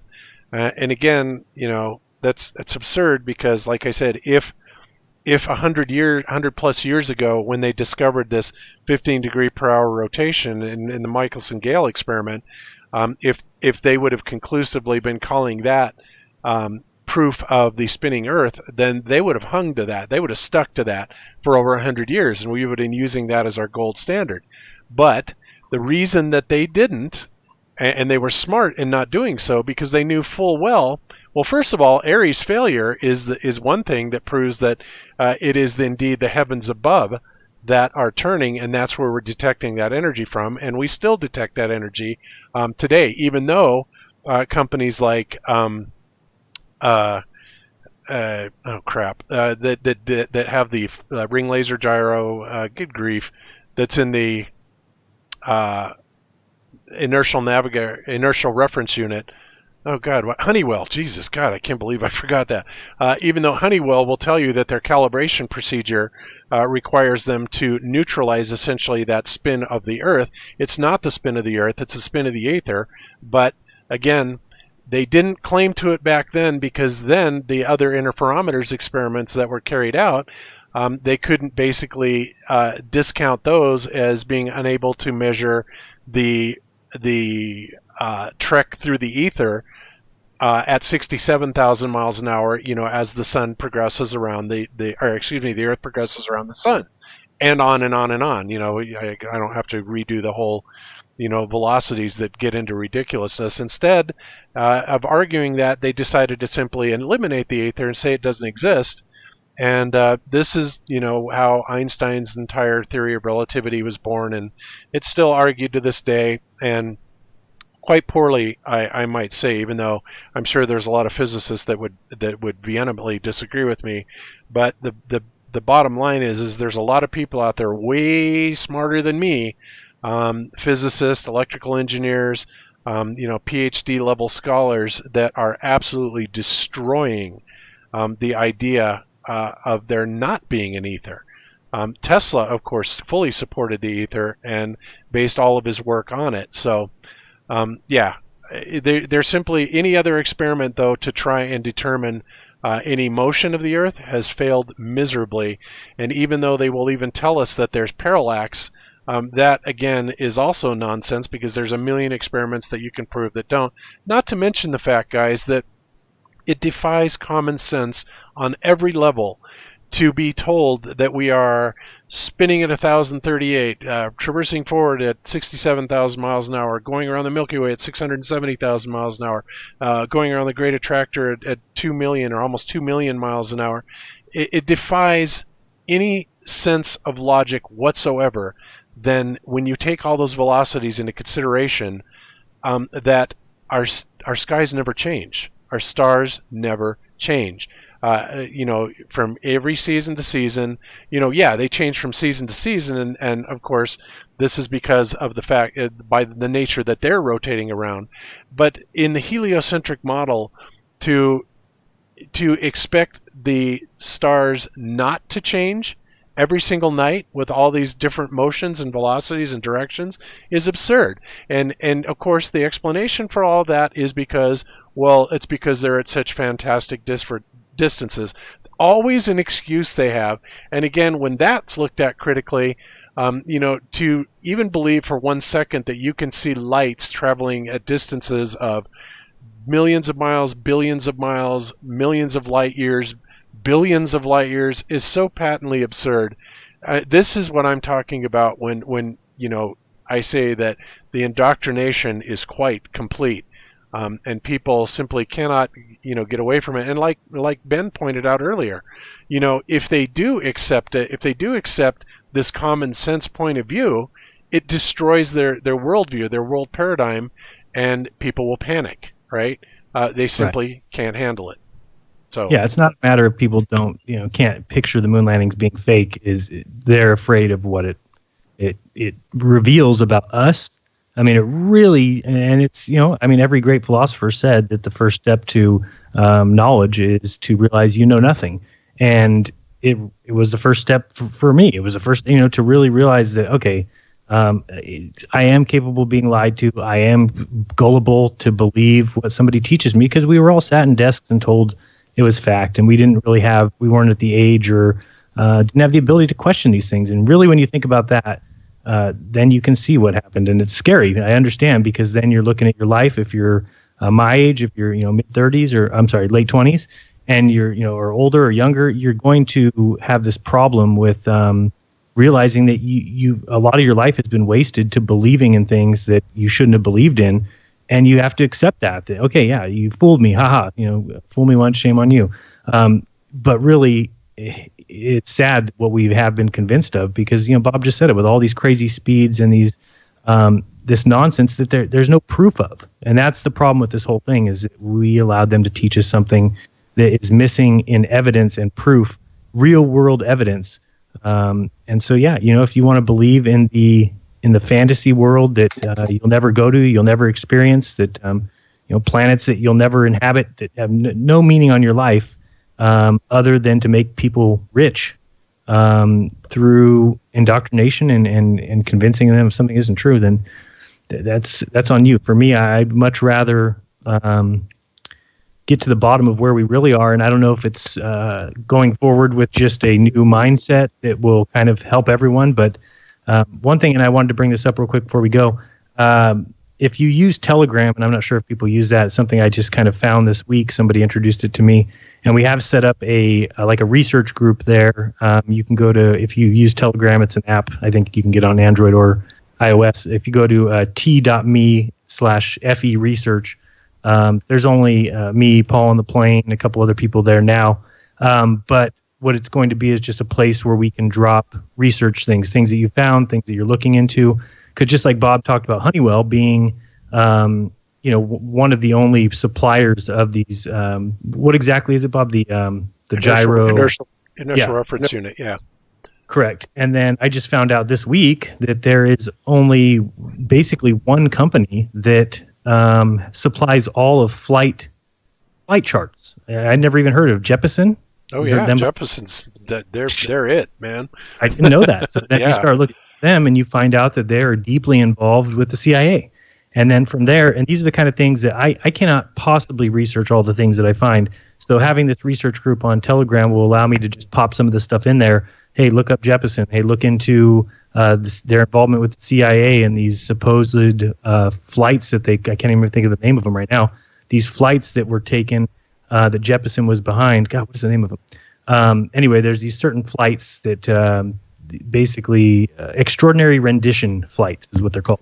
But basically they're flights that the CIA was involved in with extraditing or taking people around the world into different countries and subjecting them to torture. And these are actually court documents. And the United States Supreme Court had to dismiss all the cases because of state secrecy.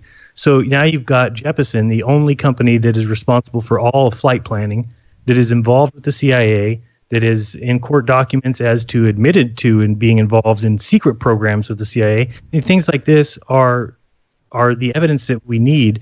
And eventually it's getting to the point now where it's like, okay, well, there's no more convincing people that don't want to be convinced. Because like we said earlier, like Chris said, what do you need to show until somebody is smart enough to just snap out of it? Now, many people are stuck in their personal bravado or their personal puffed up. If you've gone out and called us all idiots and made channels and videos calling us all idiots, you'll never realize it. We understand that. So really, I just want to focus more on like a research group like this to where we can move forward as people who recognize the deception and not worry so much about those who don't want to. Yes. And just as a little tidbit of information, the airport that I work at Denver International Airport. The statue, doesn't it? I'm sorry? Doesn't it have a statue to the Jeppesen guy? The terminal itself is called the Jeppesen Terminal. Right. Yep. Yeah, and he helped design that, I think, or something. He just died in 90-something. But yeah, when you go back and look, I mean, he was the one designing all these flight plans, and now every pilot uses. Is it accurate to say, Bob, that every pilot uses a Jeppesen flight plan? Oh, pretty much. Wow. Yeah. Yep. There is. Yeah, you mix that with Honeywell, and you start to see that these are not independent witnesses that say, oh, every pilot flies around and every pilot would have to. Not every pilot uses the same flight plans. I mean, it's just these are the kind of things that need to be like, hada. I mean, it's just the answers are right in front of us. It's going to take some digging. It's going to take some research, and so that's why again, it's t.me/fe research if you have Telegram, and then just join that group, and it's just going to be a place where we can dump ideas, dump research, and chat from there. So, yep, beautiful. And that's an excellent idea. Sorry, go ahead, Chris. Go ahead. I said that's an excellent idea. I'll let you go. And could I share a little the Finnish thing? You bet. Because it's related with the show, and I don't want to. If we are sharing, it's about to pop up. I'm not sharing yet. It's got the little spinny thing. Spinny. It's upside down. It takes a second. There you go. Yeah. Now you're sharing. Okay, perfect. No, just for remind the people that because this is something that I can understand all the real science guys who really care about science.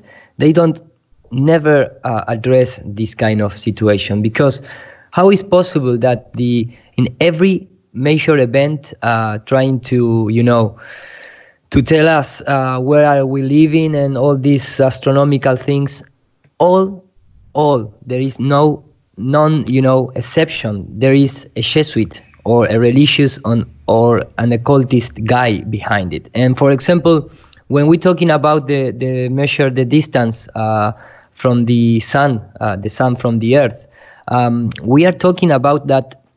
I have a Spanish documentary, of course it's in Spanish, but when at the end of the documentary, it's appeared this guy, and when I was looking, the guy that speak in the documentary start to tell the same thing that I show you on the Wikipedia, which is all the measurements that supposedly the scientist community made was invalid if this guy Maximilian Hell, which is a little suspicious surname. Well, he did change it to that. That wasn't his real name. He changed it to that. It said. He changed it even because it's like say the maximum hell, I know. that is Maximilian Hell. But this is supposedly the original name. Then he changed to Helios, Maximum Helios, something like that, which is more even, suspicious. But supposedly this guy come from a family with 22 brothers. The birthplace of the father is unknown, and he was the director of Vienna Observatory. And when they do the experiments to measure the distance from the sun to the earth, the problem was that it's literally there was some controversy about Hale observation of the transit of Venus because he remained in Norway from 8 months, collecting non-astronomical scientific data about the Arctic region for an encyclopedia, which was never edited, in part due to the superstition of the Jesuit order. The publication of his result was delayed, and some, especially Joseph Jonah von Littrow, accused Hale posthumously of falsifying his results. So all the time, the Jesuits are behind all this situation, and all the time there is some really, scientific guy who, say, okay, this is false, man. You take a year to present this measurement, and we're talking about to present immediately.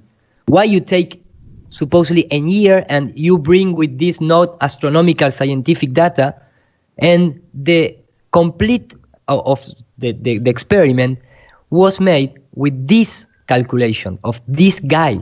If this Jesuit doesn't, give all the numbers, there is no any experiment done. Right. And when you start, Oh, okay. I was just going to throw in there also that because of the fact that the two observers, or the observers basically that were observing from the North and the South Hemisphere, weren't actually at the North Pole and the South Pole, another extrapolation then had to be made mathematically in determining the distance to the Sun, because of the obviously you would have different angles to Venus, right? So I mean, it was done fairly unscientifically in the first place. And then, like you're pointing out, then the Jesuits get a hold of it, and bada bing, they came out with what was it, 91 million, I think was their result for the distance to the Sun? Pretty unlikely in my book. Yeah, exactly. And you here have, all this situation about the angles. You look at this statue. It's holding the sun position, the relative sun. Now it's when you start to see all the pictures they create from empowering themselves and that kind of things. They never talk about this, the shields. I mean, he even he's a really Jesuit very, very highest astronomical guy in the Jesuit order. They hate religion. They hate religion. All these, these guys that love science, they absolutely loathe anything to do with religion, yet they don't see that the science that they believe in came from it. Exactly. Even they have Maximilian Hale and the northmost transit of Venus expedition, and it's also by NASA. It's an article put in by NASA also, and you can enter to this official webpage called Faith and Science, the Vatican Observatory. And then we have Georges Lemaitre creating the Big Bang theory, and then when you start to connecting some dots, you're gonna have the same priest with Einstein, and even in the ESA headquarters, these priests have memorial wall. And then you can see, for example, Albert Einstein with the banker Paul Warburg. And then you can see, for example, the Michelson Gale Morley, no Michelson, but Morley be a Freemason. And that's, if you start to see why Michelson all the time, he did, Michelson did saying that I fail with my experiments. And when you start to look at how this setup was made and all this kind of thing, you all the time see a little relationship with the Jesuit, with the Freemasonry guys, with the occultist like Jack Parson, which is even a secret, because you can go there and see the Jack Parson with the Ordo Templis Orientis, and then it's an endless situation. But these are the guys who create the space. Yep, they are the ones that dreamed it up, no doubt about it. It's crazy. It all seems to go back to how many times have they said it? All roads lead to Rome, right? Yeah. Even Jack Parson have a draw called the Dark Angel. I mean, they even occult nothing of this. So it's for me this kind of situation, it must be considered. When you trying to analyze the spherical Earth, you can leave these things behind because you need to research where the source come from. Yep, absolutely. I'm stop sharing. Okay. All right. I always thought it was weird from going to school at a Jesuit high school why they were pushing both on us, the religion and the science. And because I was raised religious, I was kind of turned off by school because I didn't understand what are they trying to get across here? Am I supposed to believe? Because they didn't match for me. They didn't mesh well. And going back and looking now, I see exactly why. It's because the last thing they wanted was for what happened to me to happen, which is to become disillusioned with the whole thing. What they really wanted was to push me into one belief or the other, because as long as you believe what somebody tells you, then you're subject to whatever they say. I mean, and that's what most religions are, and that's what people who believe in science. You don't have an option anymore to use your own mind. You don't have an option to question the divinity of Jesus, or you don't have an option to question the validity of Mars. When you're in that belief system, you have to believe it. And so the safest place is to review all evidence and make up your own mind. Yep, absolutely true. All right. Okay, guys. Well, we're pretty much at the end of the show. I do want to bring up just a couple things really quick. And I still have a ton of material left on moon hoaxes. We didn't even really scratch the surface on that today, so maybe we will continue that out next week or at a later time. But it's a fun subject to cover because there's so much information that absolutely destroys the moon landing. And like I said, we didn't get to cover a whole lot of that today. But if you get that if you watch that Moondoggy series this week, guys, you're going to love it. So in other news, just a couple things. Remember, Jaron, I was telling you about. Of course, we all know that there was a major crash in the stock market because of that QAnon, or not QAnon, but the announcement that came out. All kinds of havoc is being wreaked, and I apologize, I don't know all the details about all of it. But as a result of it, the Dow dropped 666 points in one day, and it's like, that's interesting. What are the odds of that happening, right? Of course, Bitcoin just died. I mean, Bitcoin is now worth, I think, half or a little bit less than half today what it was worth a month ago, which is a little depressing for those of us who have Bitcoin, but whatever. I'm sure it's going to rebound. But suffice it to say that things are really appearing to kind of hit the fan in D.C. and in world governments in general. And this is something that I think that, we've all been waiting for the other shoe to drop, and I think that this is a good sign that this is maybe the beginning of a lot of this. So anyway, the stock market dropped 666 points. Amazing, very interesting. Another thing that I will post in the show notes. Somebody posted this in our chat, and is really a fascinating read. But about the California fires, being lit essentially by these high energy lasers. Here is a technical report on them, and of course an outfitted U.S. Air Force plane. It goes through it in great details. I was going to kind of cover that today, but maybe I'll do that next week. But I'll put it in the show notes just for people to look at. But it gets into the technical specifications, how they're able to actually generate these lasers, which is quite amazing if you're technically minded. So we'll cover that, and then let's see. Another news item that's newsworthy: the potential end of the space station raises concerns. They're talking about ending the ISS in 2025. And guys, I got to ask you, why? Why would they do that? This is our orbiting space station. Unless of course they simply, obviously, cannot afford to keep up the lie any further.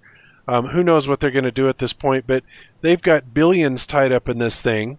And, we haven't seen nearly enough gorilla suit chases or water ball tricks. I mean, I just don't understand why they want to eliminate this in the next 7 years. $150 billion. Yeah, it's ridiculous. But, just like the shuttle, I think that, they eliminated that because people are catching on to this. And I've mentioned several times before, Japan, with their fake pictures of space and moon and all this stuff, finally got to the point where they had so many people inundating them, saying that these are absolutely fake images, you're faking this, that they declared openly, well, we're just going to stop sharing these photographs. And they did. Yeah. So, I think the space agencies are shutting down, and I often wonder, if they're not going to go over to the excuse, that possibly this whole the NASA thing was done to bankrupt the Soviet Union during the Cold War, like they did in that one movie I always forget the name of, but with Matthew McConaughey. Yeah, with Matthew McConaughey. What was it? Interstellar? Interstellar. God, I don't know why I forget. That was a cool movie too, by the way. Yeah. But they're shutting it down, and it's interesting to see how they're going to follow through with this. But and I also find it interesting, Trump's directive to send NASA back to the moon. Was he doing that because he wants them to be exposed, or what? I don't know. There's so many crazy things going on right now, guys, that it just defies imagination. And it's showing up in the news slowly but surely. So as you can see, I had many more things that I was going to cover. One thing I was going to ask you, Jern, is what did you do to piss off Jarrah White? Why did he make another video? Well, no, I just read this one. This was out October 2016, but this is, do you believe in Jeranism's lies about the Apollo-Soyuz test project? And I mean, from what I remember about Jarrah White, he used to be all about debunking the moon landings. I seem to remember him going up against NVIDIA about moon albedo, and what happened? He's done a great job with moon hoaxing, but he's a deep believer in space and the sphere Earth, and that we can go and we are in low Earth orbit. So I think that he did point out that I made a mistake in one video, which I admitted. All that I was doing is showing that there was a Apollo-Soyuz disconnect, and at one point I said the Earth isn't moving, and he went back and showed that what I was actually looking at was part of the spacecraft and not the Earth. The whole video is more than enough to evidence to show you that that was done in a soundstage or in models. And he just pointed out one little mistake, but he just goes off and says that same thing that Clues Forum says, that my job is to ruin the credibility of honest NASA researchers. That that's my job. My job is to say ridiculous things so that people who actually research NASA look ridiculous, and so that's why he's so upset, because he thinks he's done such a great job at pointing out moon landing stuff. But this guy, in his video, a couple videos that he did in response to me, one of them he shows some portion of space in the ISS, some portion of them working in there, and shows like 5 minutes of it uncut, and says that that's proof that it's real, that they're really in space, which is just classic, because he's not taking into account. He says, Jaron says it's in a parabolic plane, but I've also said numerous times that they fake us in many ways. And I'm sure Hero knows this. It's parabolic flights. It's with wires. It's with green screen. It's in water. It would be ridiculous of them to pick one way and just stick to that and try and deceive us that way. Because as soon as we pointed it out, they would be done. They'd be, oops, they got us. End of hoax. No, they have to hoax us in many different ways, so that if you show one way, well, then they can say, well, this couldn't possibly happen in water. Well, this couldn't possibly happen with wires. And for anybody to think that they would be able to detect in today's world a cut or an edit in footage is just ridiculous. That it's so easy. I could put two pieces of footage together and you wouldn't be able to tell I cut them together just with my shitty little video maker. Yeah. So, he says that. And then another thing, he shows like some guy's footage from the beach showing a SpaceX launch, and says that that's proof that SpaceX rockets are going to space. I mean, it's just ridiculous, the things that he'll say that are proof. They're not proof of anything. They're proof that people say things. They're proof that somebody sees a rocket launch from Cape Canaveral, which I've never said doesn't happen. They do launch rockets from Cape Canaveral. Do they go to space? Absolutely not. There's no evidence that are proof of that at all. I mean, there's not even a live camera feed that just doesn't cut into a new scene to show us space. And yet these guys will go on and on. And it's understandable because they've made a point to say that space is real, and they don't want to come to the conclusion, just like was said earlier, by Taboo Conspiracy, that once you realize that NASA's lying to you about the moon landings, what are you doing possibly trusting anything else they do? And that's what he's done, is he's fully understood that the moon landings were a complete and total hoax, and then believed everything else that they've done since then. To me, that's insane. These people know exactly what they did back then, and they have to keep the facade going, so they're all liars. Yep, absolutely. Yeah, this video uses so many ridiculous examples like what we're seeing here. The 0G float time. It's like, really? How do we know the guy isn't hanging on a wire? And it just goes on and on and on. But I was just really surprised because I guess I didn't follow it. And TJ in the chat said, Jera is a believer in Ralph and refuses to believe anything Ralph doesn't believe. Ralph believes space was real, so Jera believes the ISS is real. Forgive me for being dumb, but Ralph who? Do you know who he's talking about? Yeah, he always talks about some guy. I don't know who it is. God, I actually think I know the name, but I'm trying to think right now. He's one of the Ralph. Oh, God bless it. What is the name? Ralph Renee. Ralph Renee. TJ just said it. Yeah, and why don't I remember what he's from? I don't know, but you're right. I know the name too, and I can't remember. Oh, I know that old guy. You've seen him before. He's an old guy. I've seen him in documentaries. Talks about the moon landings being a hoax. He's the one who went out and was showing what would happen with the blast crater. Oh, that's right. That's right. I know who he is. Yep. Okay. Yeah, I gotcha. I think he wrote a book or something. I'd have to look it up. Yeah, I've seen him around. Okay, well, anyway. Yeah, and he's been a big conspiracy theorist and moon. And I appreciate all those guys, and I understand why they have the beliefs that they do. And then again, I've also pointed out before that if you believe in Bart Sybril's film, then for the most part, you probably believe in orbits because he's kind of showing that they're in orbit, but showing the Earth from being close, when really I think that's even the whole idea of he accidentally, so this guy who's a movie producer asks for footage from NASA, and they accidentally give him the footage that proves that the moon landing was a hoax. To me, that is done on purpose. They knew that he would take that footage. They knew he would make a video or a movie, and they knew that reconfirms orbits.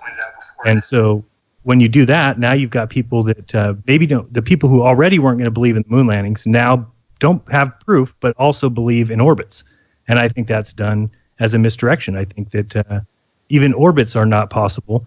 And so they had to come up with a way that people who don't believe in the moon landings would still believe in the orbits. It's brilliant. They always think well ahead of everybody, and it's a deception.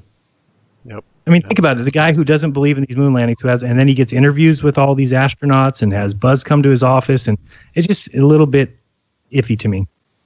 Yeah, it is interesting. So, all right. Well, anyway, we're out of time. So, hey, Bob? Yes, sir.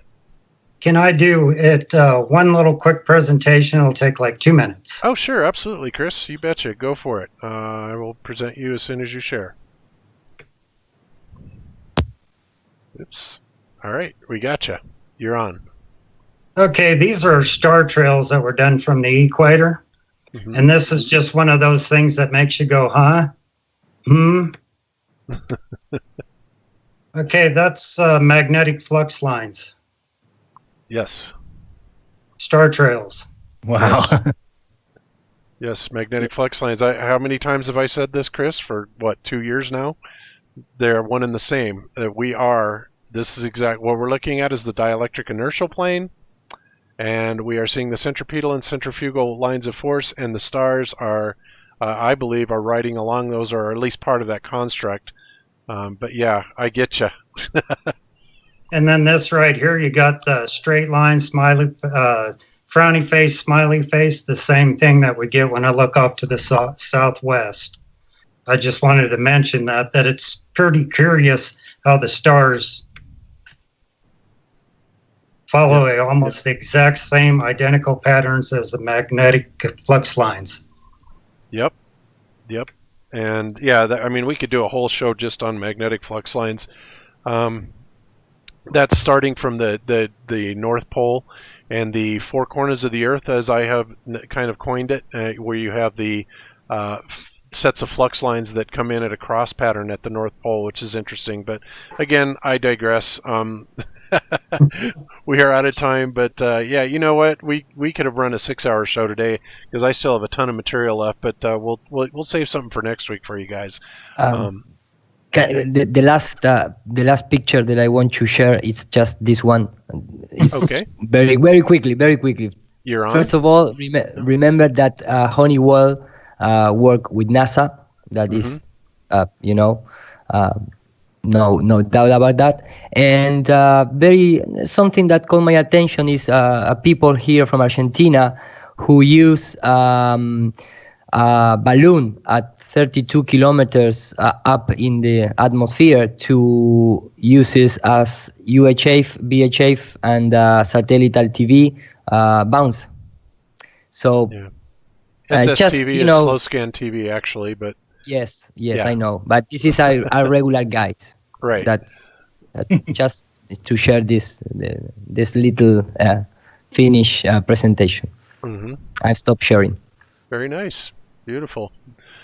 All right. Wow. Yeah, so much stuff. And it's amazing. I'm surprised that we're about 900 viewers now. We were about 1,100, which is pretty amazing, competing with the Super Bowl.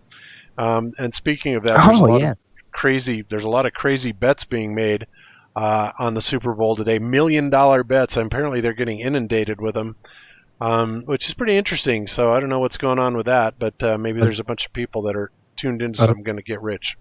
Are they all betting for New England? I don't think so. But I could be wrong. I mean, Cammie sent it to me. I don't know. I forgot. But anyway, everybody is betting on the same team. Yeah, it's crazy. It's funny. I haven't followed football since the Broncos won the Super Bowl. Not to mention, of course. Yeah, and I predicted it. I predicted it way at the beginning of the season, too. So, I remember that. Yep, that's what got me my profit status. Yep, you betcha. Profit, P-O-P-H-E-T. Yes. Profit with a PH. Not the other profit. Nope. So yeah. Yeah, just crazy. So lots of stuff going on in the world. I think this next week ought to be very interesting because I tend to agree with all the people that are following QAnon. And again, I still don't know much about QAnon, but apparently, from what I'm hearing from everybody, either QAnon is a prophet or they really know what's going on. So I feel kind of embarrassed that I don't know more about it. So. But maybe I'll look into it this week and we'll talk about it a little bit next week. So with that, I'll go around one more time, everybody, and see if there's anything else. Chris, you're the guest of honor. You have anything else you want to share with us before we cut out? No, I think that'll about do it for this week's show. Thank you guys for having me on, and thank everybody in the chat and everybody that watched. All right. Beautiful. All right, Iro, anything going on new upcoming down in Argentina with you? We have recently, the last 2 weeks, we have a lot of mass media covering here from Argentina. I was also in the really big show from Mexico, which is transmitted from LA, it have a Spanish name, but it's a radio show with 4 million audience people. So what we introduce the flat earth topic to that community. And here in Argentina, I was with 2 radio shows. One of those was also Robbie Davidson talking with this Argentinian radio station. So the people start to open, to this situation. And the last thing is, not big one, but a classic paper news here in Argentina. They start to talking about the flat earth, but in a different way, because they don't, mock us. They really start to make the reporter really serious. trying to understand why there is people in our days thinking that the earth is flat. But they interview me and another guy from Argentina, and the journalist, put the real words in the topic, and in the I don't know which is the name of in the article. So that for me is, just a little step forward in terms of how this thing is start to present it to the regular people. Yep. All right. Beautiful. Yeah, boy, you're really getting a lot of coverage down there. That's awesome. I mean, you are really, really doing a great job for Flat Earth. Absolutely. Thank you. Okay, and Jern just shared a photo, so I'm assuming that whatever it is that you are going to talk about. Just one final image there that we were talking about the Jesuits, and this is the painting. I forgot what they call it. The apotheosis of I can't think of the name of the painting now. Not George Washington, was it? No. This is on a cathedral by a Jesuit. Yeah, but the apotheosis of George Washington's on like the U.S. Capitol, right? Yeah, exactly. That's what William Henry calls it, anyway. Yeah. So if you do you have that painting up? Yeah, I do.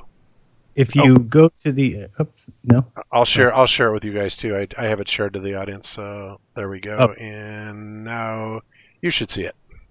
Okay. Nice perspective, this image. Yeah.